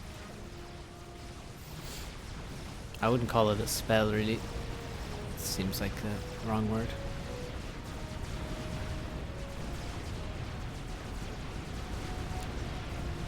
What are people talking?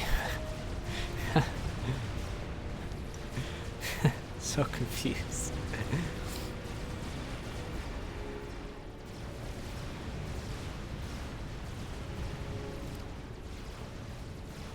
I need to ban you. No, I'm just kidding. But also no, I'm not giving you mod. Swifties just got crushed. Sadly.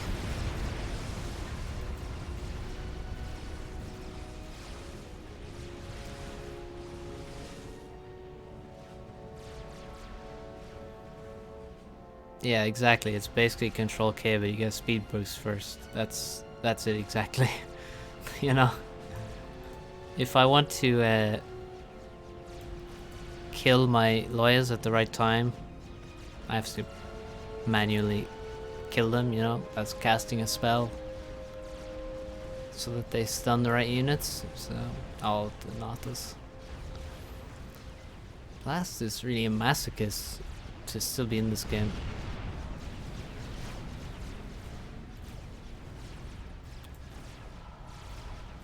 Control K is the most powerful spell available.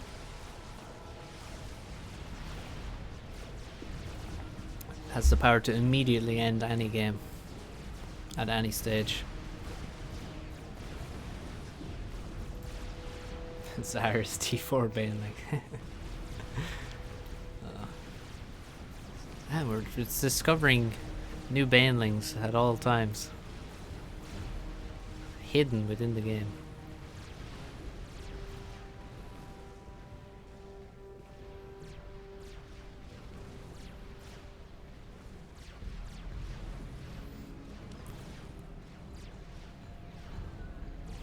No. The loyalists do not do damage when they die.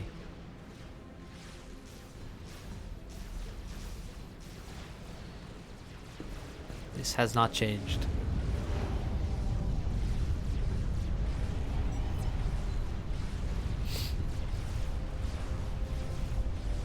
What was Blast thinking at this point? Maybe his second... No, he had no illusions that he would survive. How insulting to think that he thought that you would say he actually believed he could win this game. He had no idea. Oh god, not the dance. Not happening. Suicide Vest is made up of only flashbangs.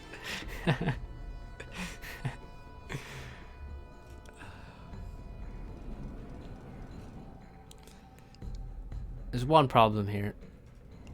Blast still has a T2 max. How is this allowed?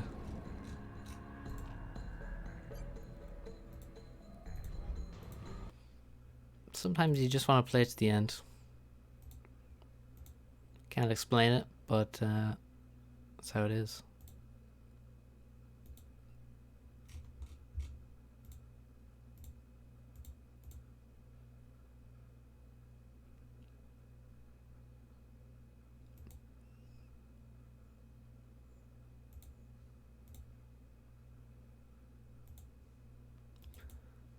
We got another slow game with a player new to the highest echelons of ladder.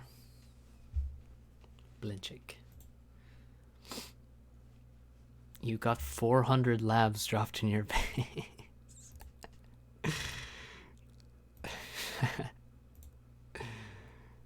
Ah, that's brilliant.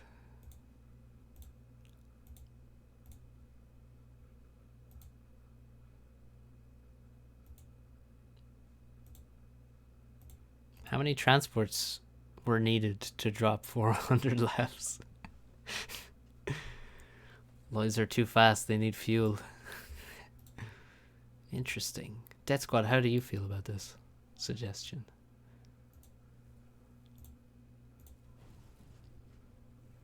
$42 much.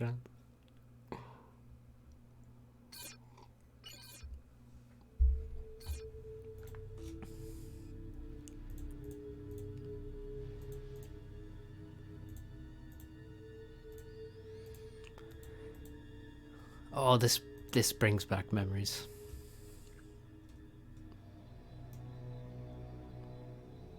Can my loyalists refuel on a fatty? No, that would be treason.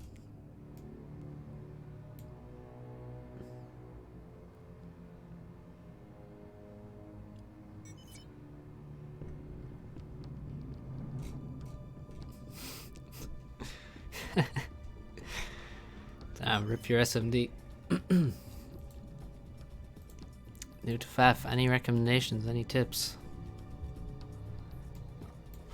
Not sure.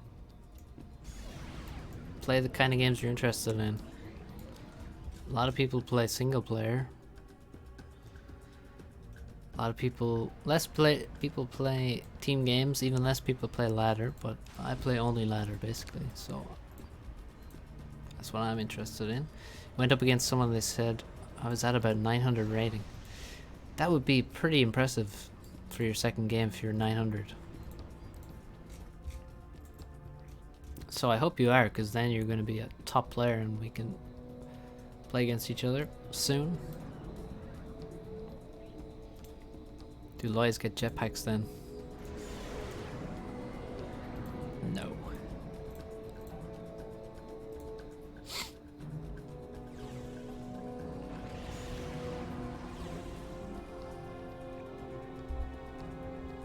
With a name like Core, were you, or are you, a Total Annihilation player?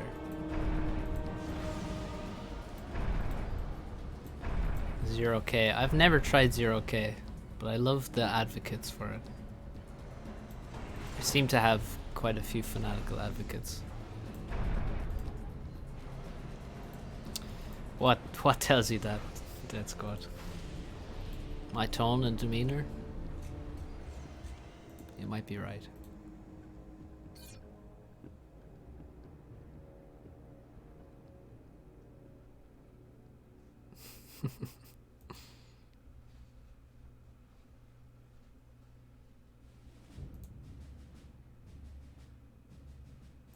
$1,000 rated after 200 or so games. Yeah, that's not bad. Do you mean global or ladder? I only really have a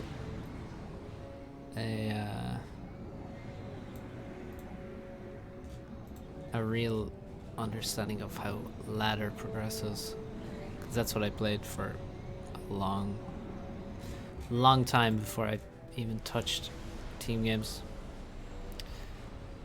Extremely fast transport from Blinchik, that's quite strange, and it's been scouted immediately.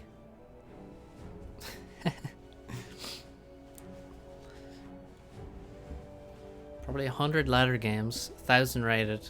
Yeah, Noah, you're probably ahead of me, I would say. Probably faster than me rating wise there, I would say. But how fast you get to 1,000 can be impressive, but in the end it's about getting to the top. Unless you're just chilling, having fun, that's important too. Quick expansion from Blinchik on the transport. Have not seen this strategy really at the top level before. And here we go. Do I remember the game? Yeah, that wasn't even that long ago, Death Squad. So yeah, I do remember. Why would you want to remind me of that?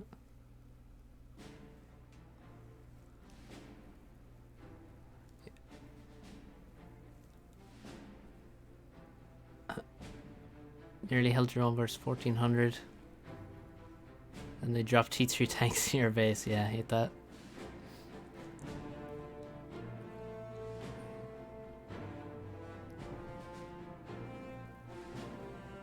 And yes, you do have to pick one race you prefer and one you shit on. I agree. Or you be a proper master race player and go random.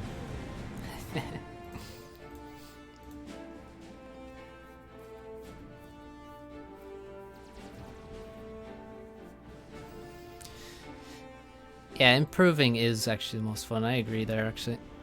Learning the game. Seeing your enemies crushed. It's quite fun.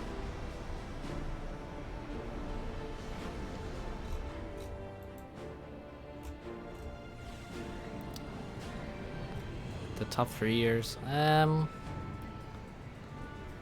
Say I've been close to the top 3 years. Still not the best, so not at the top. Still getting closer though. Okay, Blintshake seems to have done super well with this transport shit that I've never seen before, so I'm quite impressed. And I'm shocked that it worked. He was allowed to do that, but also I'm shocked that he didn't use the transport afterwards to drop up here. Then he would be in an even better spot, but it looks like he's losing his expansion. And hopefully Zlo also kills the factory, that's critical. He has enough tanks to do it though. But like on the other side, Zlo nowhere near to getting his side expansions here. Yeah, it is more difficult. Actually, I would say it depends on... I mean, yeah, once you get to like 2000, then it gets way harder to get to above that, but... It's like learning anything. You have plateaus, and then something clicks and you go up again, and then you plateau. That's the general trend.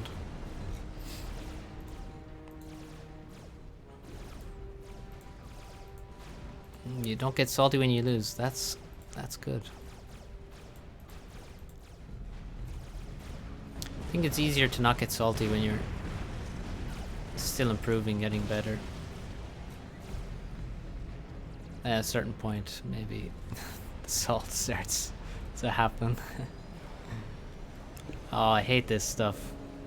Some of them are reclaiming, the others are building, so it'll just stay like this forever. This is horrible. I hate that stuff.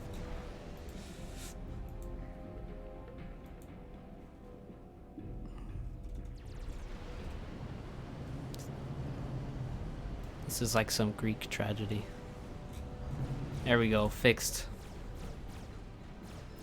Yeah, 2 games in, yeah, I guess, yeah. Considering it's 2 games in, maybe salt is not to be expected.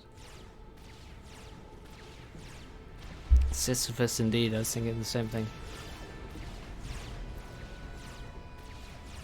Well, now it looks better for Zlo. He's definitely secured his expansions now, and this is completely denied. Air is one for Zlo.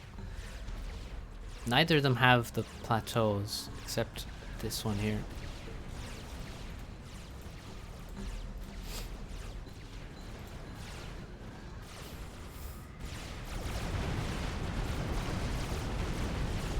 I think you can get up to you can have a very fast rise up to 1700 for sure. I think something can click there and then you can jump up to that point and then you'll see a big slowdown. Generally people who become very good at the game get to like 1800 in a year or less, I would say. Depends on how much you play, of course, but that's what I've seen. And whether you get to 2k or above, who knows. Can be done if you put in time.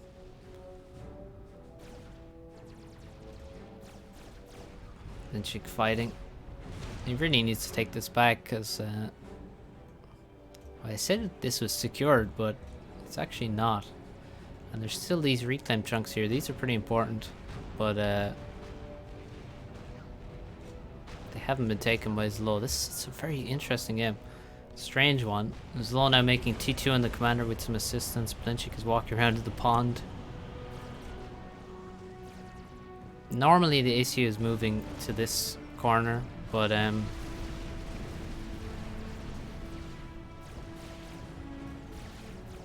not in this case. Zlo always sends his ACU to mid on this map. So maybe, I guess Blinchik knows that. What has to click? Eco. Eco is key to the game. It's all about understanding the economy at the basic level. If you can't understand the economy, then you can't do anything.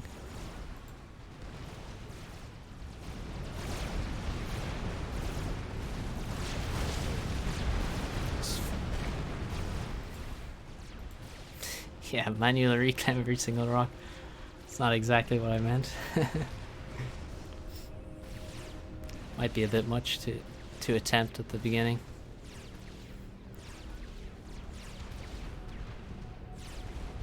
So many missed shots from these anti-air because of the elevation change. They're having to shoot down. It's one of the weird things about air in this game.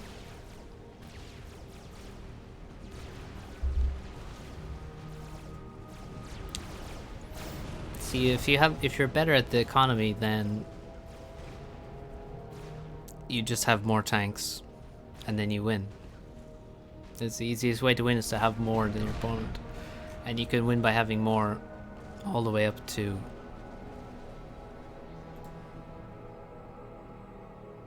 well, a long way up. What time 0 to 1800 is fast? I mean, you get there in like 9 months, a year. Get to 1800. For people who are playing a lot. The real tryhards. Not all the... I mean, some people it takes longer and then they get to a much higher level as well. So it's not some rule. It's not like if you haven't done it, you can't do it.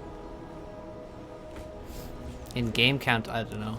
Well, when I had 600 ladder games and I had played very little team games, I had 1600 ladder rating.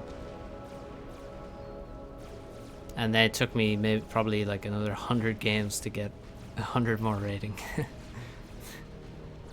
After that, I don't know about game count. I just remember those particular numbers.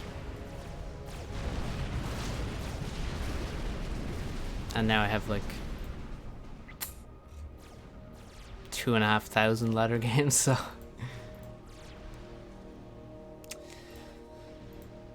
that is a hideous smiley indeed. Yeah, adjacency. Yes, that's the thing. It does. So here, well, he's paused all his factories. Let's go to his Lowe's base, and let's turn on this thing. It's probably hard to see, but you can see this. A tank should drain 4 mass. He's next to a T2 mass extractor, so it drains 3.6.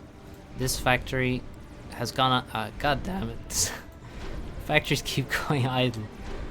But this one drains 3.3 instead of 4. It's between two mexes. So, yeah. Oh, TML. Blinchik does not have TMD, does he? Oh, he does. Yeah, he's paused this whole base, so I can't see anything. That's great. But yeah, look. This one you'll see it says 4. It's -4 mass. Maybe someday he'll turn on a factory and I could show you the rest of it. But yeah, basically if you're next to a mix, you drain less mass. Get a discount. And same thing for power. This is why this air factory is next to a hydrocarbon and PGens. Then air units which cost a lot of power will get a big discount from that adjacency. So it can make quite a decent difference.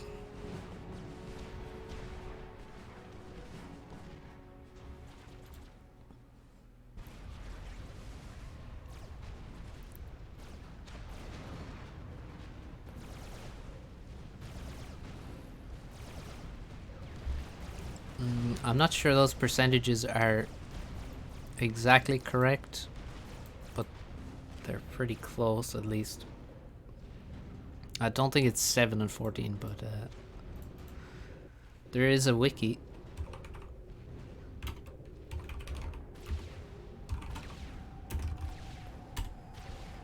Which has the adjacency on it.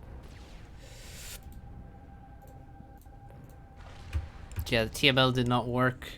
He did get 2 kills, so he killed something, but the main base doesn't look to have lost too much stuff. He still has T2 Naval HQ. He didn't lose a factory anyway from the decals. No, he killed something useful because he has 800 mass killed on it. He's now building his T2 Pigeon in the middle because I guess he has no T2 tech at home, so he has no excuse. Also, still never dropped the plateau, which is crazy.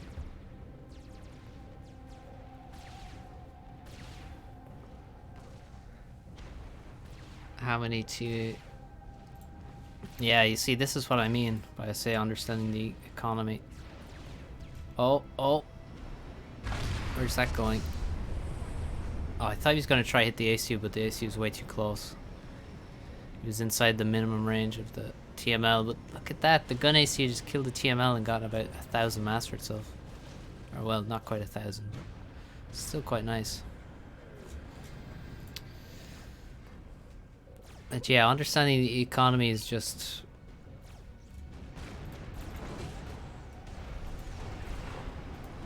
knowing how to balance your resources, basically.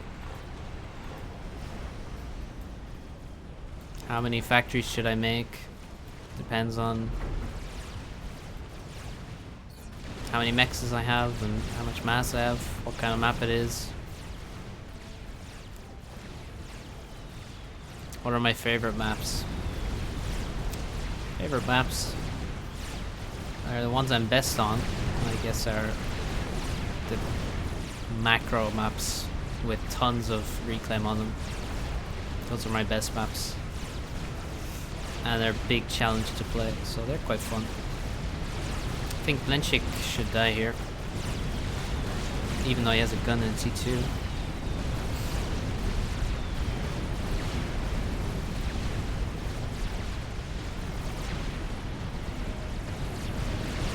Why next to the mass? Well, because adjacency, you know, cheaper units.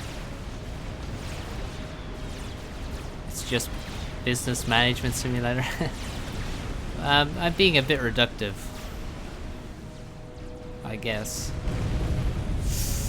He got under the water there, but the AoE from the arties finished him off, and actually the torpedo launcher would have killed him too. Being a bit reductive, but I do think the economy is the most important thing in the game. I think it's also why the game is so popular as well. It is the bedrock of the game. There's a Notha bomb too. Oh yeah, everything was sent after him. I didn't know he had T2 air. How did he have a Notha? Oh no, it's T1 bombers. He did eventually get to T2 land, but...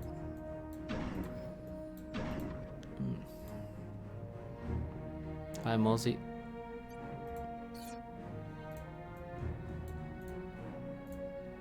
But yeah, how many factories and all this sort of stuff is all map dependent. How many factories, how much power, when do I tech up, when do I not? Do I tech land or air or navy?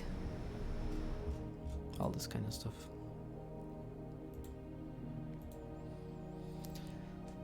Yeah, it is what most RTS are. I guess the polar opposite would be like Company of Heroes, where it's like you just are given lots of resources, so the game seems to always get to the later stages because you really only fight for additional resources.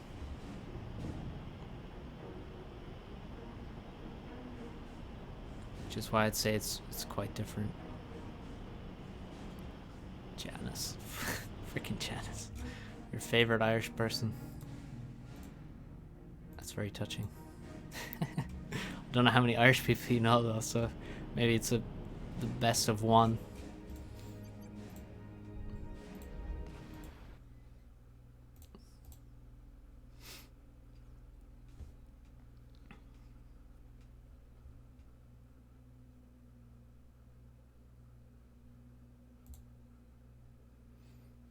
Everyone hates Bono.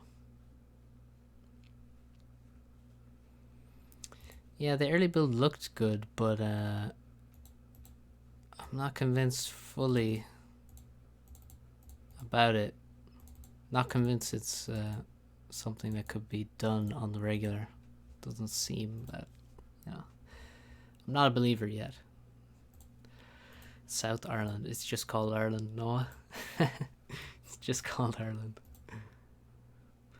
But I suppose to answer your question, yes.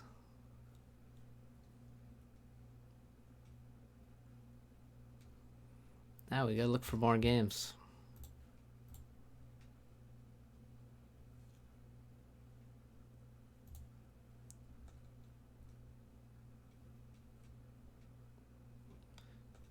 What should we watch? Did we watch Torrent and Nexus? I feel like we did. Didn't we?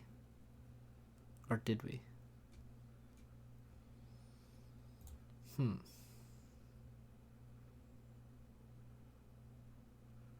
I casting the tourney today? I don't think so. Because I'd be casting a long time then. Just gonna chill. Yeah, no, not today, but I might have cast them the last couple days.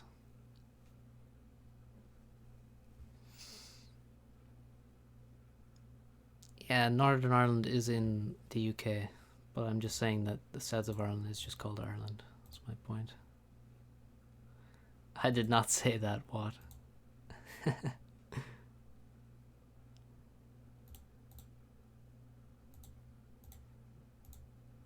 What tourney? Here you go.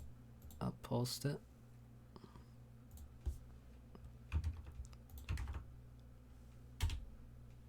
Under 3600 2v2 tournament. Grab a friend, sign up.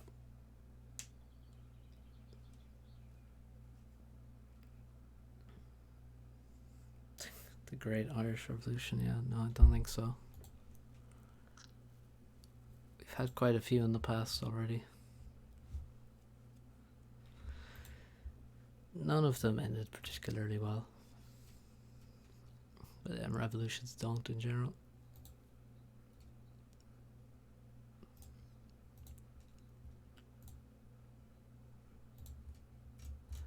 Let's open one of these games, see if we did cast it.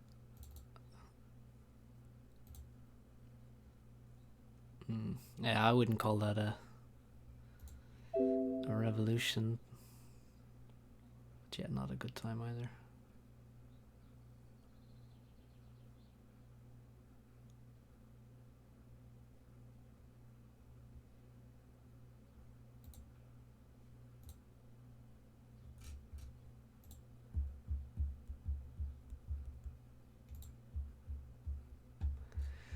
Always nice to see Nexus playing ladder. He doesn't play very often.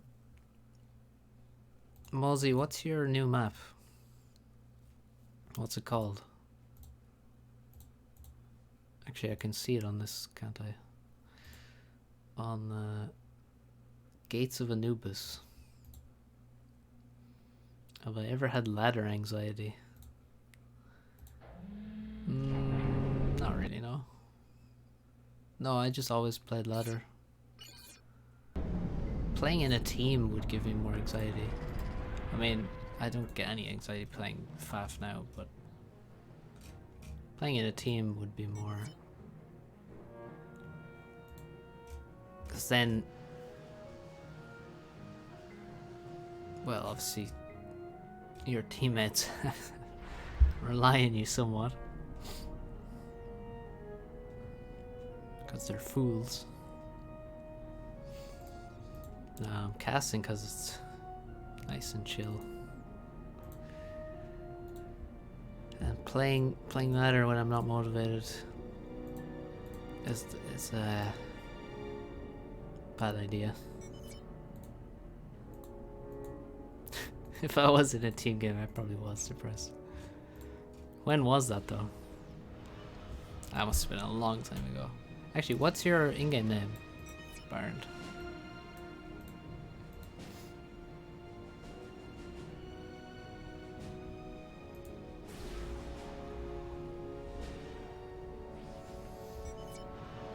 Maximum.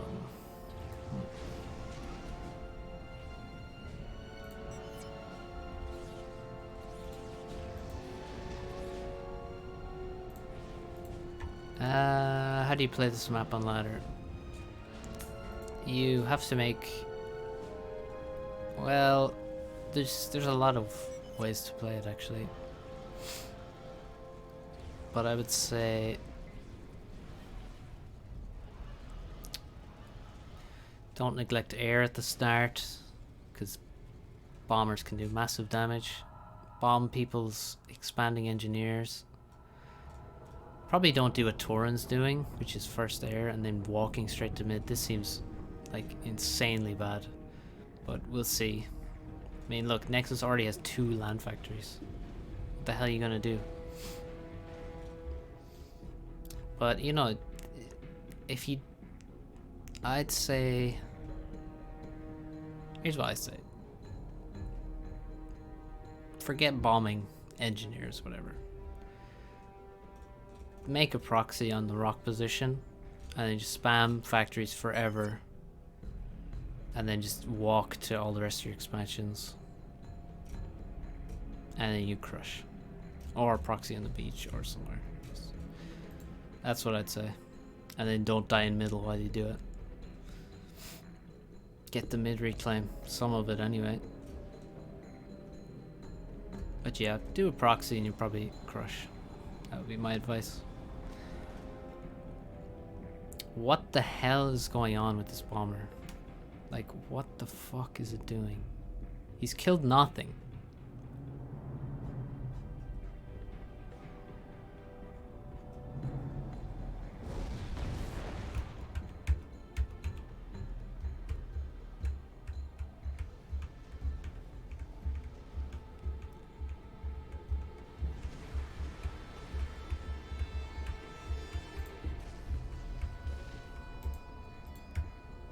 This is ridiculous. Torrent's lost already. Other version. There was a Setton's ladder version, which was you start on rock and there's no mid reclaim, which is like the most boring shit ever, honestly. It's not even Setton's. It's useless. Like, what's the point?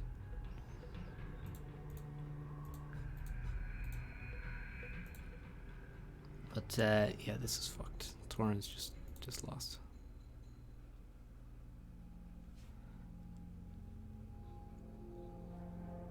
Yeah, exactly. Like, you know, just, like, so boring.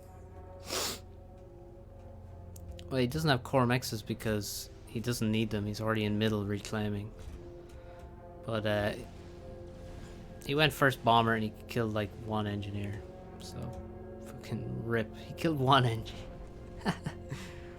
What's the point of Setton's? Well, it's the holiest place in all of RTS. What do you mean?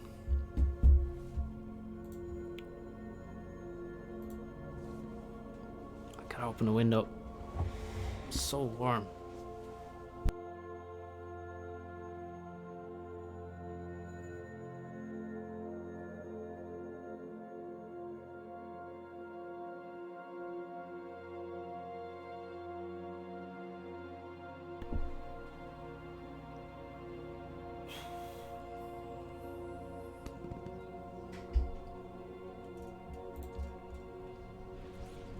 Nice PD.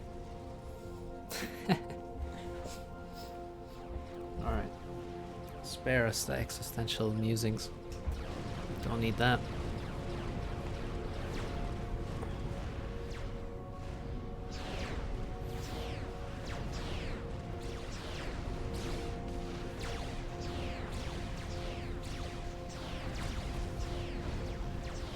Wait, where was the TA for life reference? I missed it. Also, hello. Mr. Aesthetic.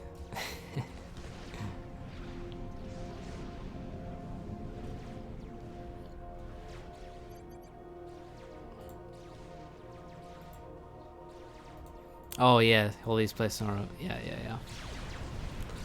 True. I just took it as a fact, really.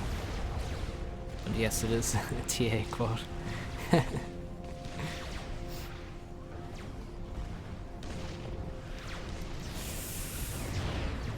Oh, that's how he got the Medusa so quick. I was thinking, damn, he got those Medusa quick, but he has 4 factories.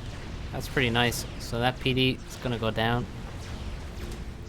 There's no engineers to get any of the reclaim.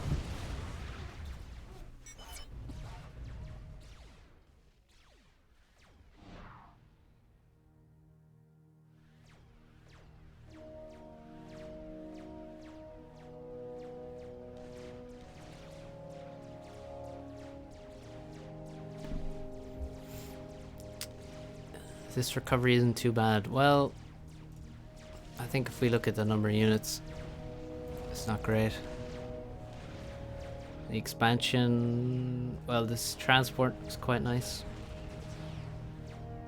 Expanding with the transport is pretty much necessary on this map.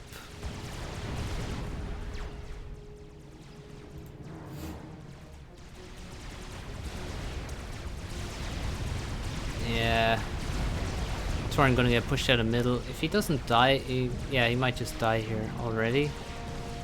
Actually, he won't, because probably because there's too many Medusa.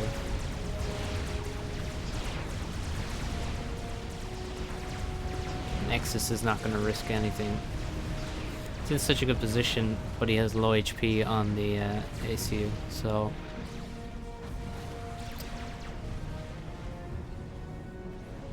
So he's not gonna fight and risk a draw. His ladder now is set in his ladder version. Say that again?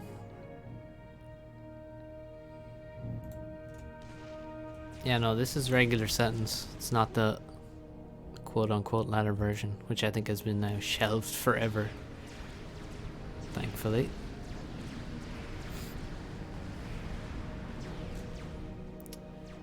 You know what I'd like to see? Torin just going T2R and making mercies and killing Nexus. Because he don't think he can win this game otherwise. He has gotten more of the mid-mass. But yeah, maybe it's not as bad as it really ought to be. Maybe.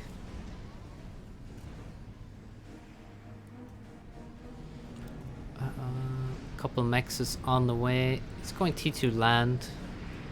Nexus already has T2 land, of course. He's making a flag first. I love it. It's proper. Proper Nexus play.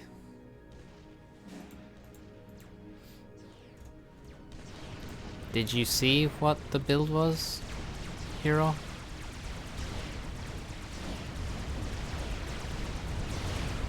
Uh-oh, uh-oh. This could be death. I think it is death. No, it's not. Unless there's an overcharge from the ACU. Oh no, yeah, there we go.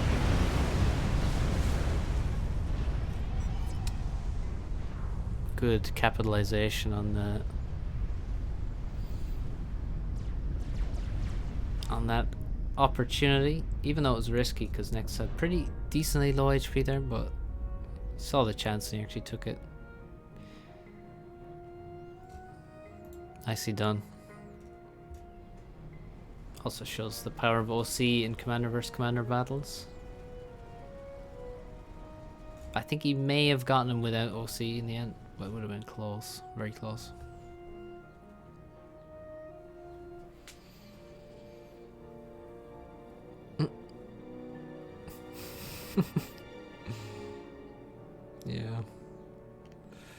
Yeah, Mantis are a good unit, aren't they? The ultimate Cybran weapon is the Mantis. The bedrock of the Cybran player.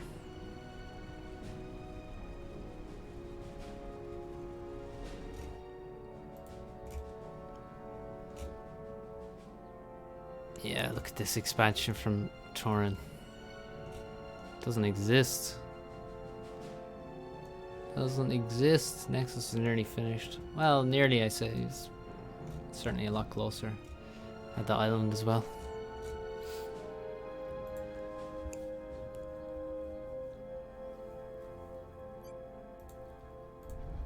Yeah, I don't think we watched that. Pretty sure we didn't watch that game before. Hello, X-Toxin.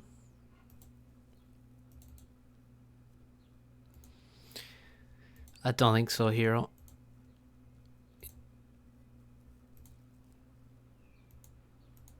The Age of Cybran was well,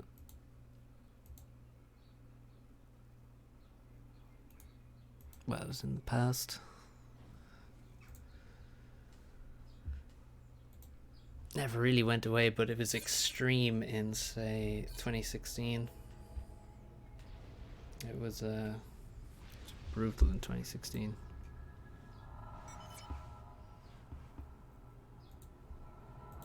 Where every game was a loyalist rush.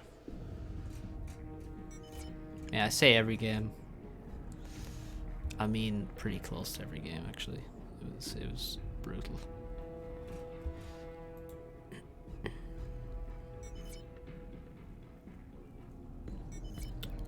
Why are Mantis cheaper?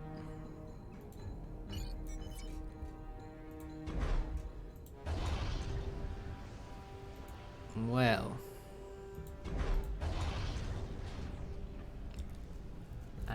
Aurora is cheaper. Mantis has less HP than the Tham and the Striker. There was some changes to veterancy. There were some changes to veterancy in beta. Should be right at the bottom of the patch notes. Yeah, you have less HP, you have more DPS. That's how the tanks are balanced. Well, except for Aurora. Obviously, because they get more range. Already have 2 air factories planned from Tauren.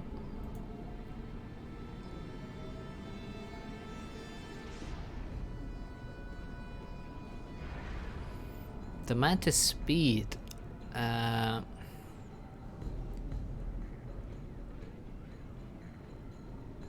they've always been the fastest. But I think that they may have gotten a speed boost at some point many years ago. But I'm actually not fully confident of that. They may have gotten a 0.1 speed boost a long time ago. Because I know that a long time ago Cybran was the least popular for a long time. And so I think a lot of the advantages they have, they accrued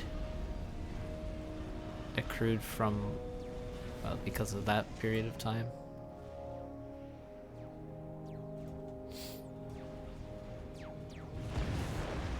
Nice lab kill there.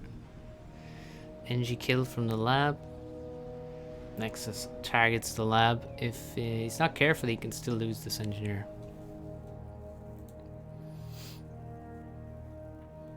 How do people micro so well early game? Well, they don't have much else to do.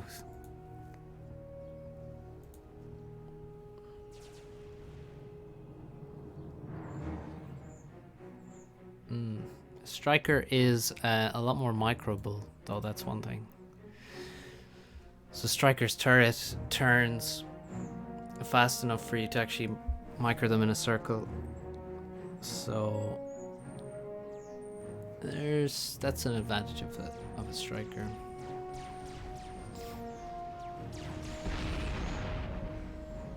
I'm not gonna argue about how well. I'm not gonna say that Mantis aren't good though. They're a very, very good tank. But, you know, it's not all in their favor.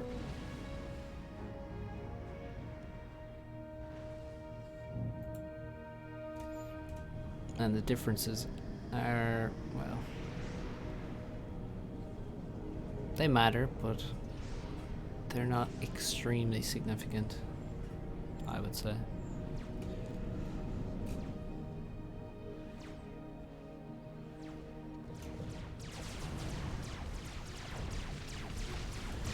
That's a nice fight.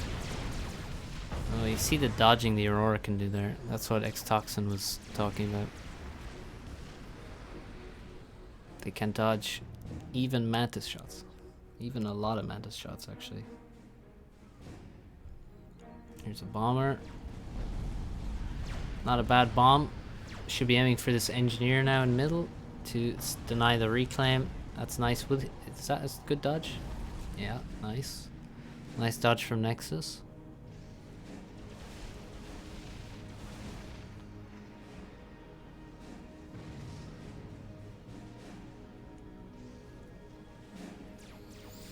Very important dodge there. Means he's gonna get 600 mass from that engineer now.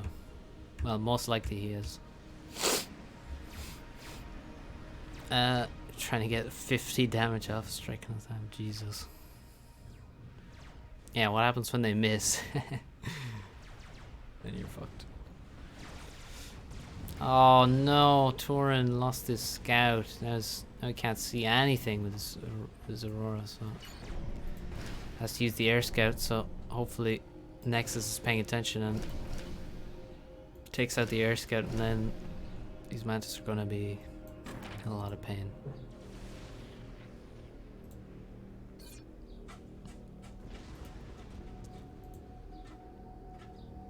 Yeah, Striker is a bit more expensive as well.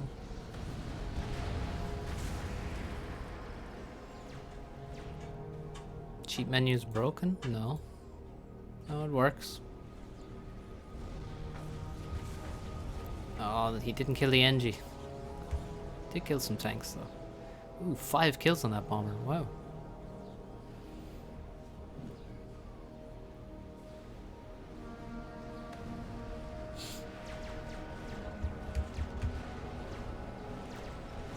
Yeah, you can't always trust numbers. Ultimately, you gotta get in the game and test.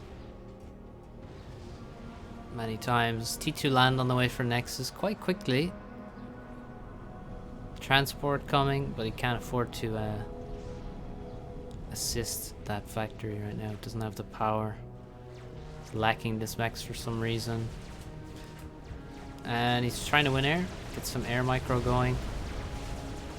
And using bombers quite a bit. Mantis missing a few shots there. Or not Mantis, Aurora. Big air win. But a real lack of units on this side. Needs to send some across the water. Use the advantage of Aeon. Reinforce this expansion. Bomber's alive because he's lost all of his inties. Get this transport moving to these plateaus. It's also a nice hydro.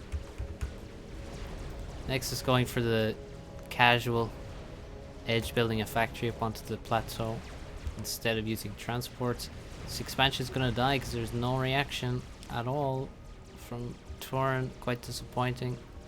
Nexus with way more reclaim as well. Torin not taking this mass, this mass, this mass. God damn, Torin. You say Nexus is sleeping, I say Torin is asleep here.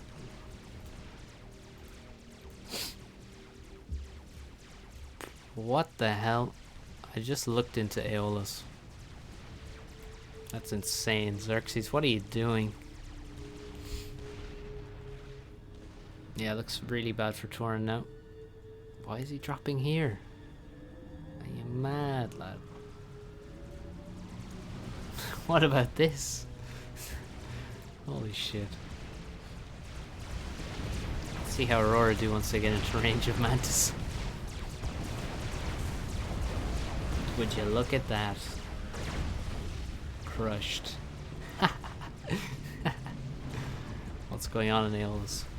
Somebody, Xerxes just posted about 30 messages that look like just the lyrics to a song over the course of 2 minutes. What a guy. Yeah, look at these raids, are brutal. He even gets in here, kills an engineer and the mechs. He's gonna kill this engineer as well. It's under attack. Stealing this mass. After raiding it. This game is done.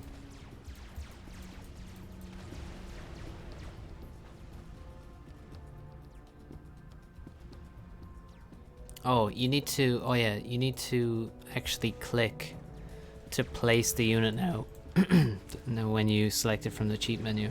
So it's like, you know, you like, when it would have just, before it would have placed instantly, but now you need to do an additional click. I don't know why that was added,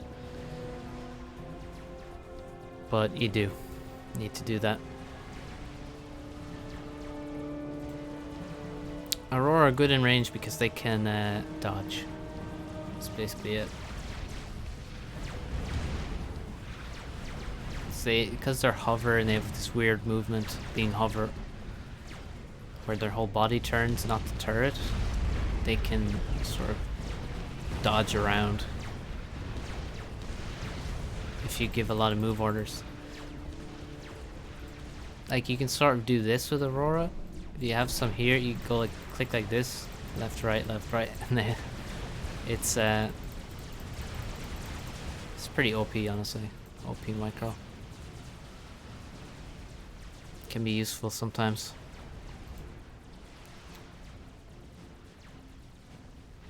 Yeah. I mean, they do lose in close range, but if you do the wiggling, they can be okay in range somehow. I mean, well, it's, you don't rely on that. You know, you're never going to put them into range to do that. You know, that's a terrible idea. So don't get the wrong impression.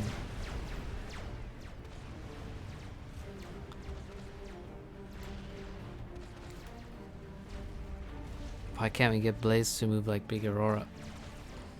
Well, I don't know. I don't know how to adjust Blaze movement. I haven't really looked into it too much. But if people do look into it and let me know, I'm very interested. There you go. Build C3 mexes, exactly. So then just run away all game? Well, I don't know, you could try make G2 units or artillery, and then, or bombers, or just have a few more tanks than them, or yeah, you know, there's options. I mean, Nexus is not running away. He's running into the base with his opponent. But yeah, this was really bad from Torin. I'm quite sad for him. Quite sad.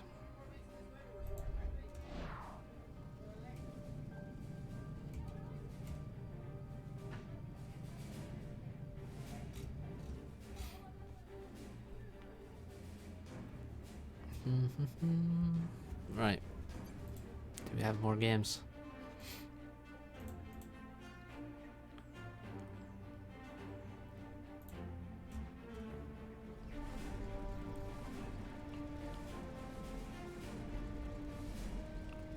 Well, Nexus is one of the best. You know, he's top 5 1v1 player. I don't know if he's actually top 5 on the ladder now. He probably is. Yeah, he is. And he deserves it too, so it's always going to be difficult for Torin, and this was not Torin at his best at all. Can tell you that much.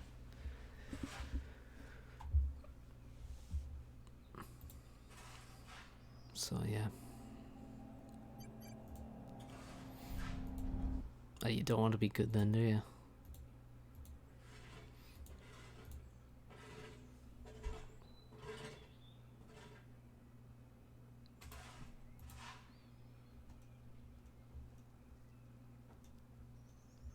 Let's see.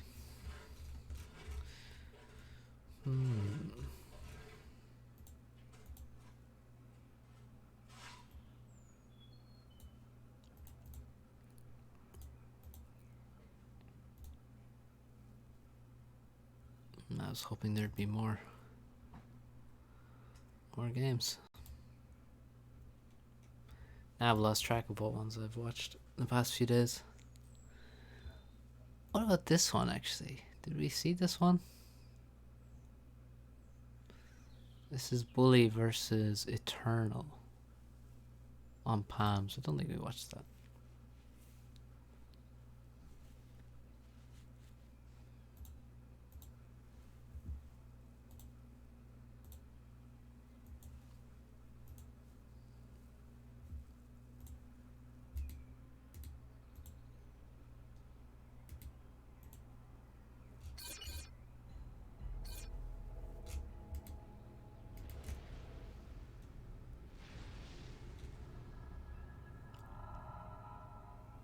Ooh, look at that.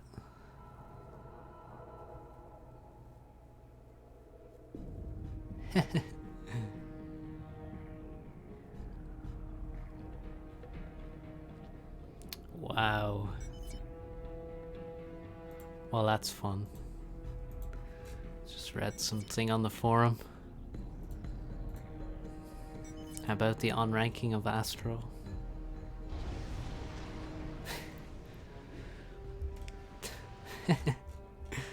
Little dramatic. Next is just crushing Torn way faster than Bloodier does because of BO quality. I think we saw a weak version of Torn in that last game. Torn can be an inconsistent player, I would say. Bump.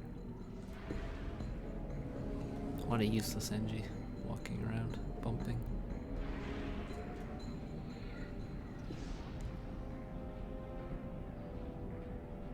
What's confusing? Oh, did I say something was confusing?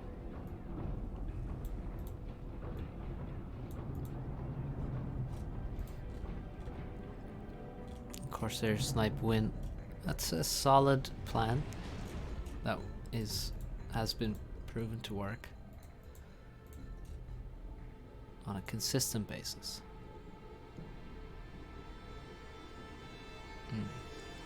Should. Oh, okay. As a general rule, Cybern should go air, like I've been told. Air game is strong.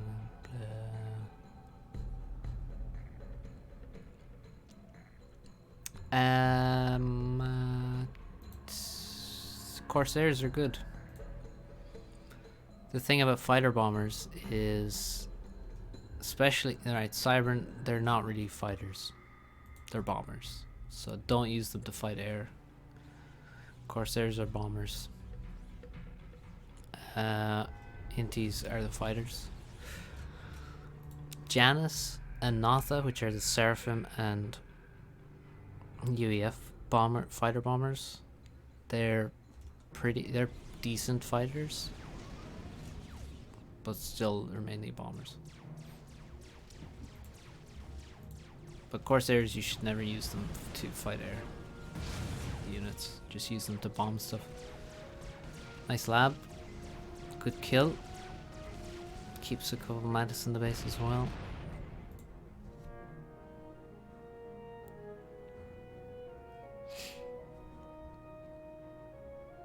What's Cyber and air game like? I'm not sure what you mean. Do you mean on ladder? Or do you mean in team game?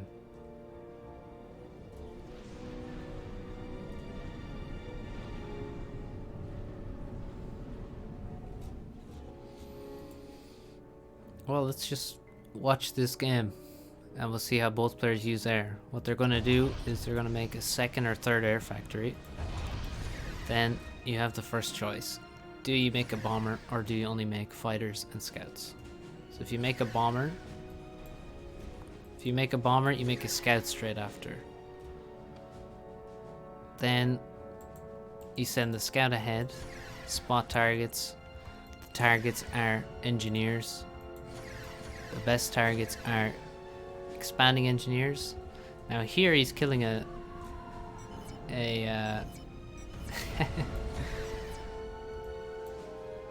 Aurora because he didn't see an engineer here. Usually there's an engineer here. Not sure why there isn't. He kills a tank, kills an engineer. Now he moves into the base, kills engineers in there.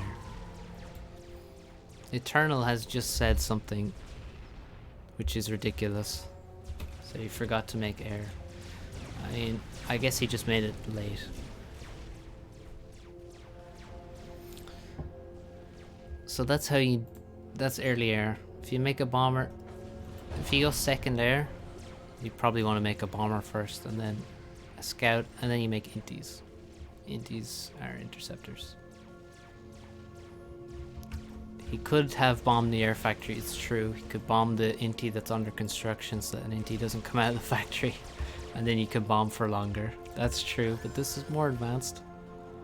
But yeah, true. It's possible. That's an epic raid. This Mantis has done insane damage. This Mantis has done damage. Yeah, it looks insanely good for... those are really good raids from... Bully Dozer is the name I call him. But otherwise, if you don't make a bomber, you make inties and you make scouts, air scouts. That's one of the reasons air is so good, is so useful, is the air scouts are very cheap on power, but they have really good radar range, and you can see all kinds of stuff, and you use them to scout ahead of your units, so you know where to send your units, where your enemy is weak, where you have targets to attack. And yes, this is what you do with air at the T1 stage. If you're Cybern, you also have a T1 gunship, which is quite nice. Quite a good unit. You can use that to raid. And you want to have your gunship defended by interceptors. You don't send a gunship on its own, because it's quite expensive, so you want to keep it alive.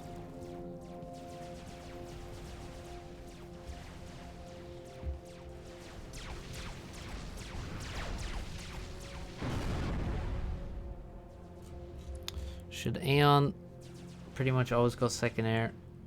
I mean, I would say more often than other factions, yeah. You want to go air a bit earlier than other factions, probably.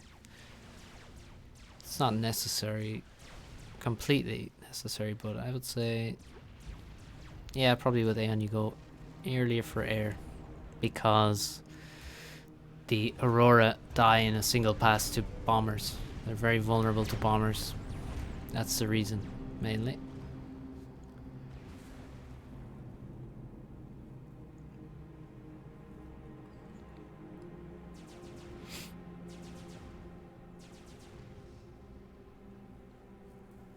So now the game's sort of chilled out a bit.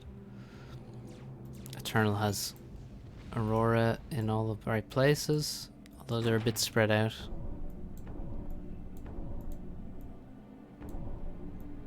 Jester should be treated like the Mantis.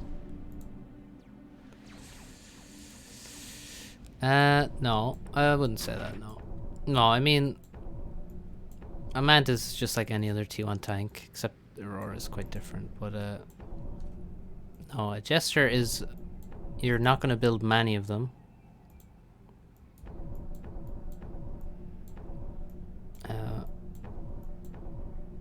If you're going to raid with a Jester, then you're going to build like one or maybe two. And then you bring all your inties with the Jester. And you target engineers like this, maybe mexes. And you defend it carefully. Or you build tons of Jesters and you snipe the ACU. This is also a strategy.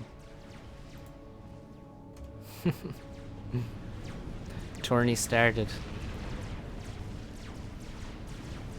Thank you for the info, Swackle. We'll check out some 2v2 games.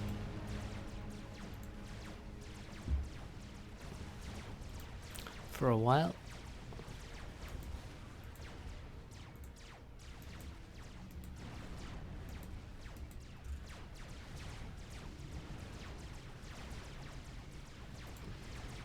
As a raid unit. Yeah, Jesters, gunships are like a raid unit. I mean, Jesters are like a raid unit.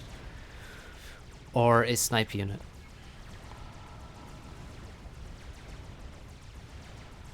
That's what I'd say.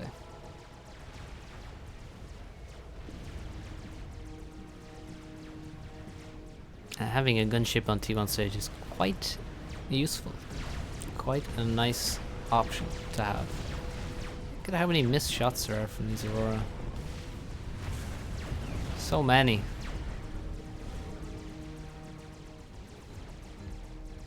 Oh, that's funny.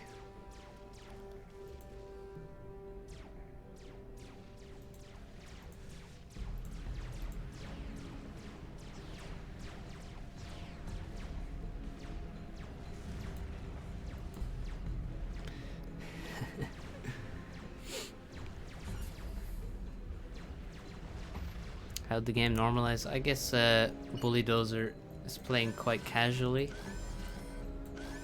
Didn't capitalize on his early raiding.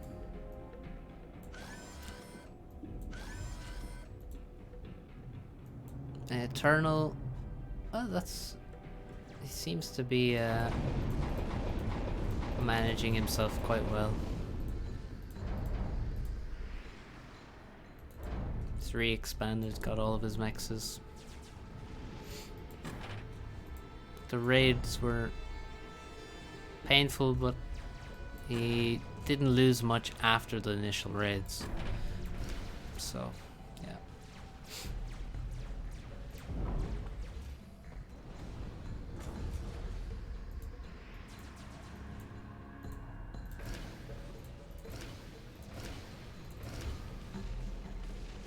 Winner.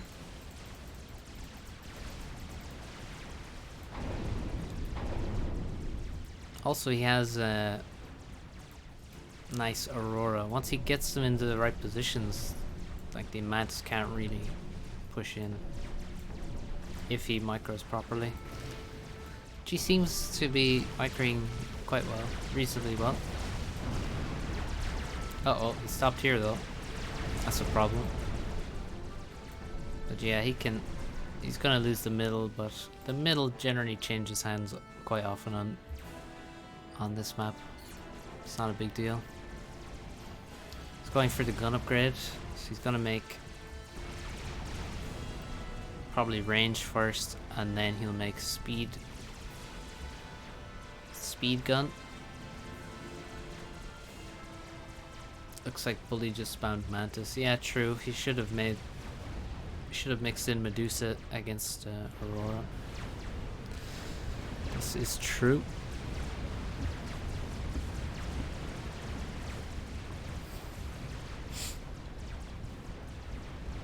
Yeah, look, this is like Bully would not do this versus a 2K or plus rated player. I would not see him do this stuff.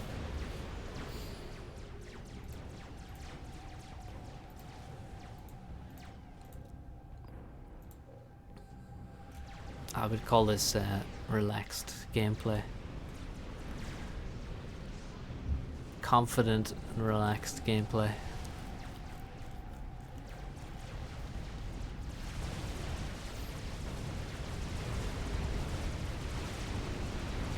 Oh. Eternal. Looks like he tried to win air, but somehow Bully got in behind him. But yeah, Eternal is going to win air.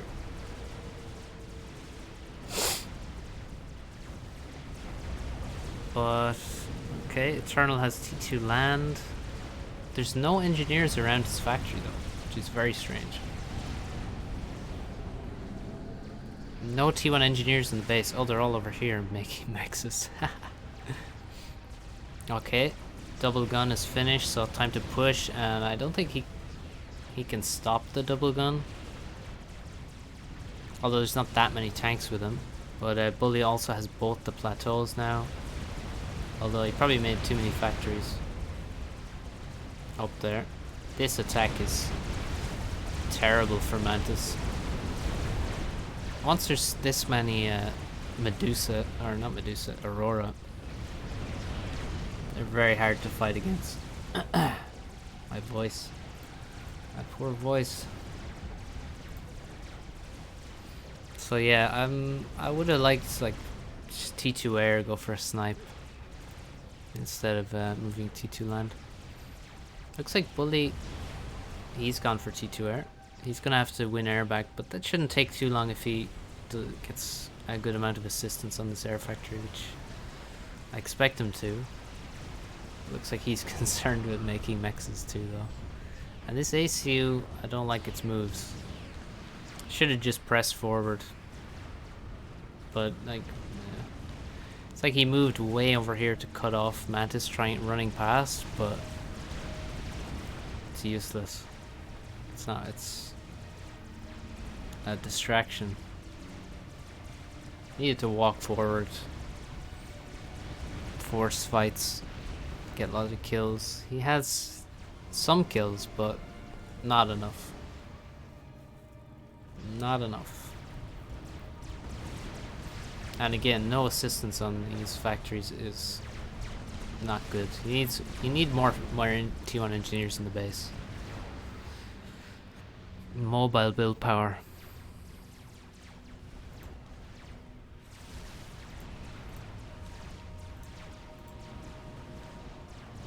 Oh, TML, I like. Oh, there's no TMD. He aimed. Oh, why didn't he go for the factory? He went for the power.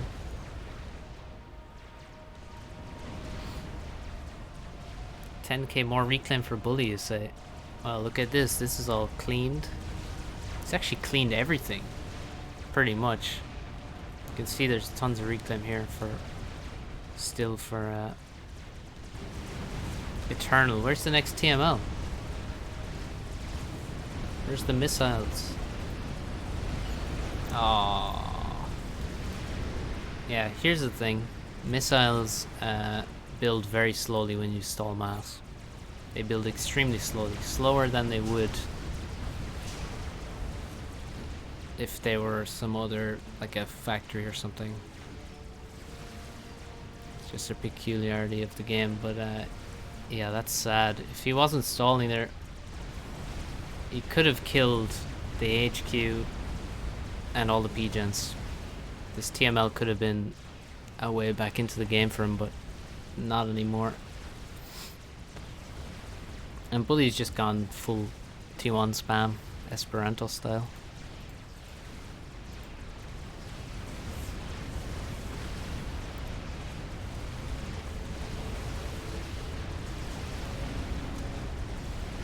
I mean, he's not getting through this shit. Look at how many T1 PDs he made. That's so ridiculous. That's really pointless. To make them with your ACU. Or next to your ACU, like. God, there's so many PDs.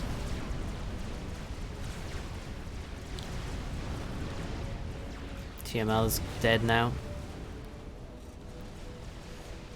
Yeah, Bully doesn't look like he's gonna ever go to T2 land. I think he just keep making T1 forever. And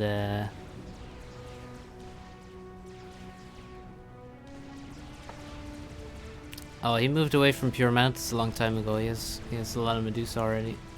But oh, he's gonna fight air, but he can't win it. I don't think he can win this air fight. Oh, especially not with the flak underneath him. Even without the flak, he couldn't win that air fight.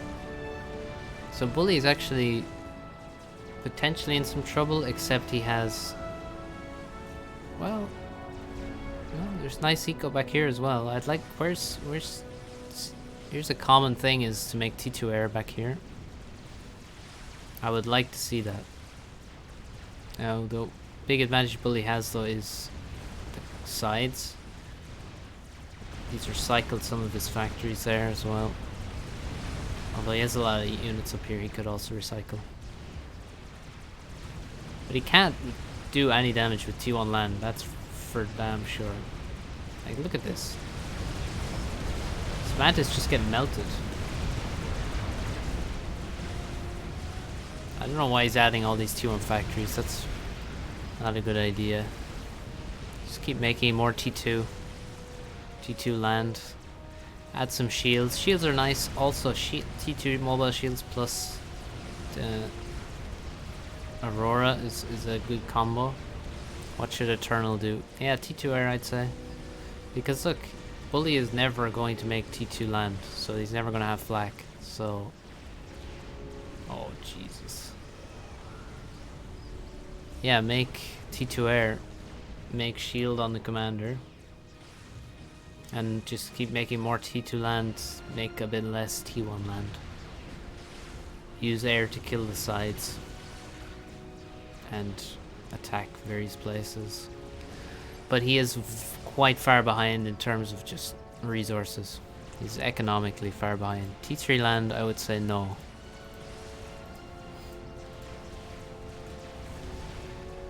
I mean, his opponent is even at T2 land, so T3 land doesn't seem right. Chrono. Yeah, I'd like Chrono, but again, I don't think that's really... I mean, I'd say Shield, because he's against T2 air, so Chrono isn't going to help versus that. Whereas Shield will help him not get sniped. Oh, he's letting his units die though here. Letting his good units die. And Bully's stealing the reclaim.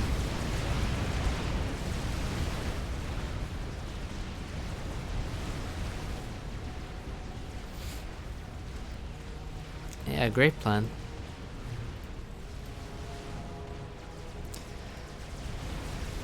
Did those Corsairs move somewhere?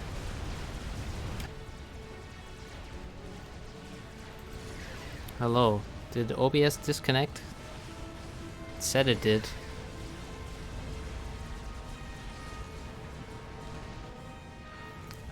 Slight interruption. Okay, we're back. That's good. It said OBS disconnected, yeah.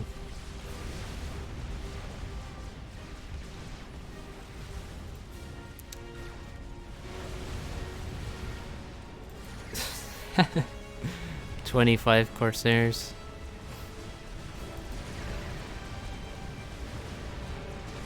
Oh, he went for T3 land. Yeah. Not the play. People getting debated by T3 land. Now his whole base dies.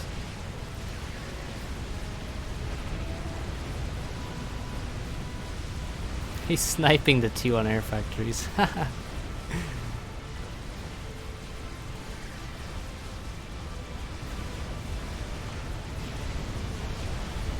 Just kill the entire base.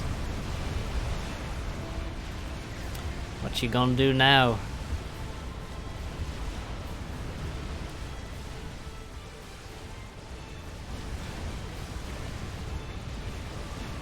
And now attacking all the PD.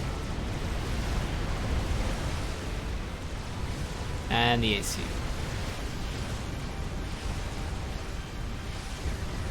$37 Corsairs.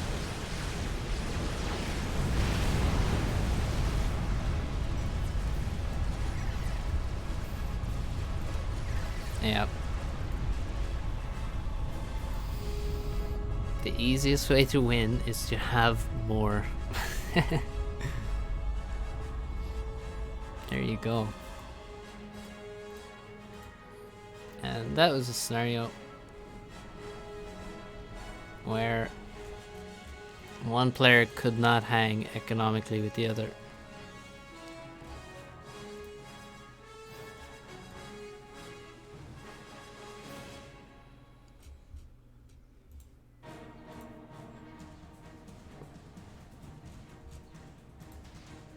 So in the end, he could just make 30 Corsairs and kill everything. Yeah, pay to win, yeah.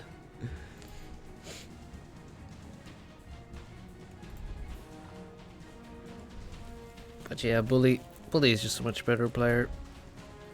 He got a lot more reclaim. And he really didn't have to try very much, I would say.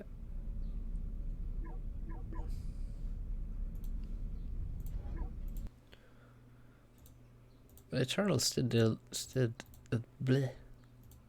did alright. Got him losing my ability to speak already.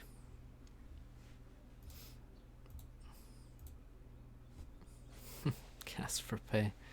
Well, what am I doing now then? What the hell?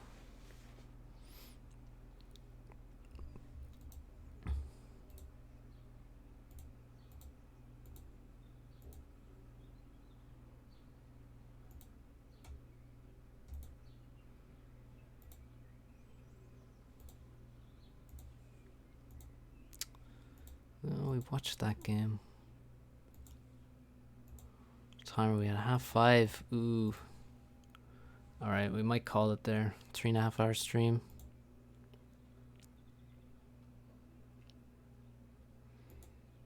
Yeah, there you go. Now you can now you can do that, Armax.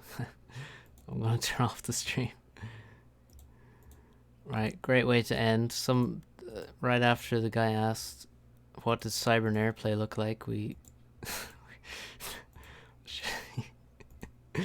we got that game. So just amazing, great stuff. What do all the rest of it? Well, I have hundreds of videos, so pick one, I guess. Although many of them have quite poor mic quality.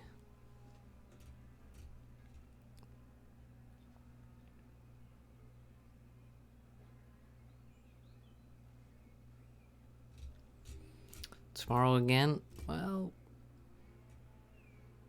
maybe, maybe not. I don't know. I'm not gonna commit. I've seen all your videos. That can't be true. That cannot be true. I refuse to believe that.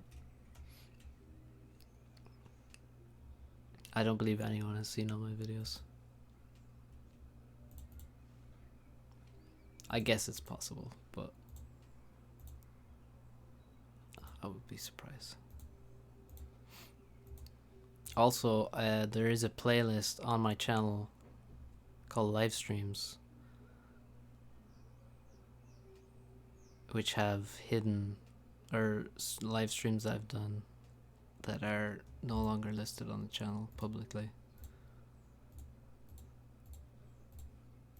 Seen them all. Fuck's sake.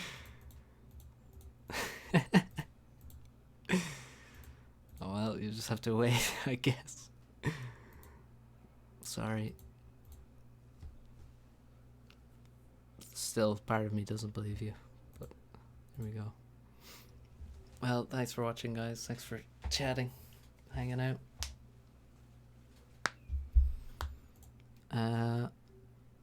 There's a ton of streams going on right now that you can check out. Farms is streaming. Oh, Roy's streaming. Yeah, there's lots of people streaming, so there's plenty of guys to watch right now. Go check them out. Yeah, is Low streaming? He's playing in the tournament, I think. Yeah, he is, it seems. Seems like. Yeah, I see him in game, so hopefully he's streaming. But yeah, I'm gonna end it there. Thanks for tuning in. And I'll see yous when I see yous. Still gotta cast the final. Blackheart versus Petrick. Anyone excited? 4 months later. Great scheduling from me. Alright, I'll see you guys. Have a good one.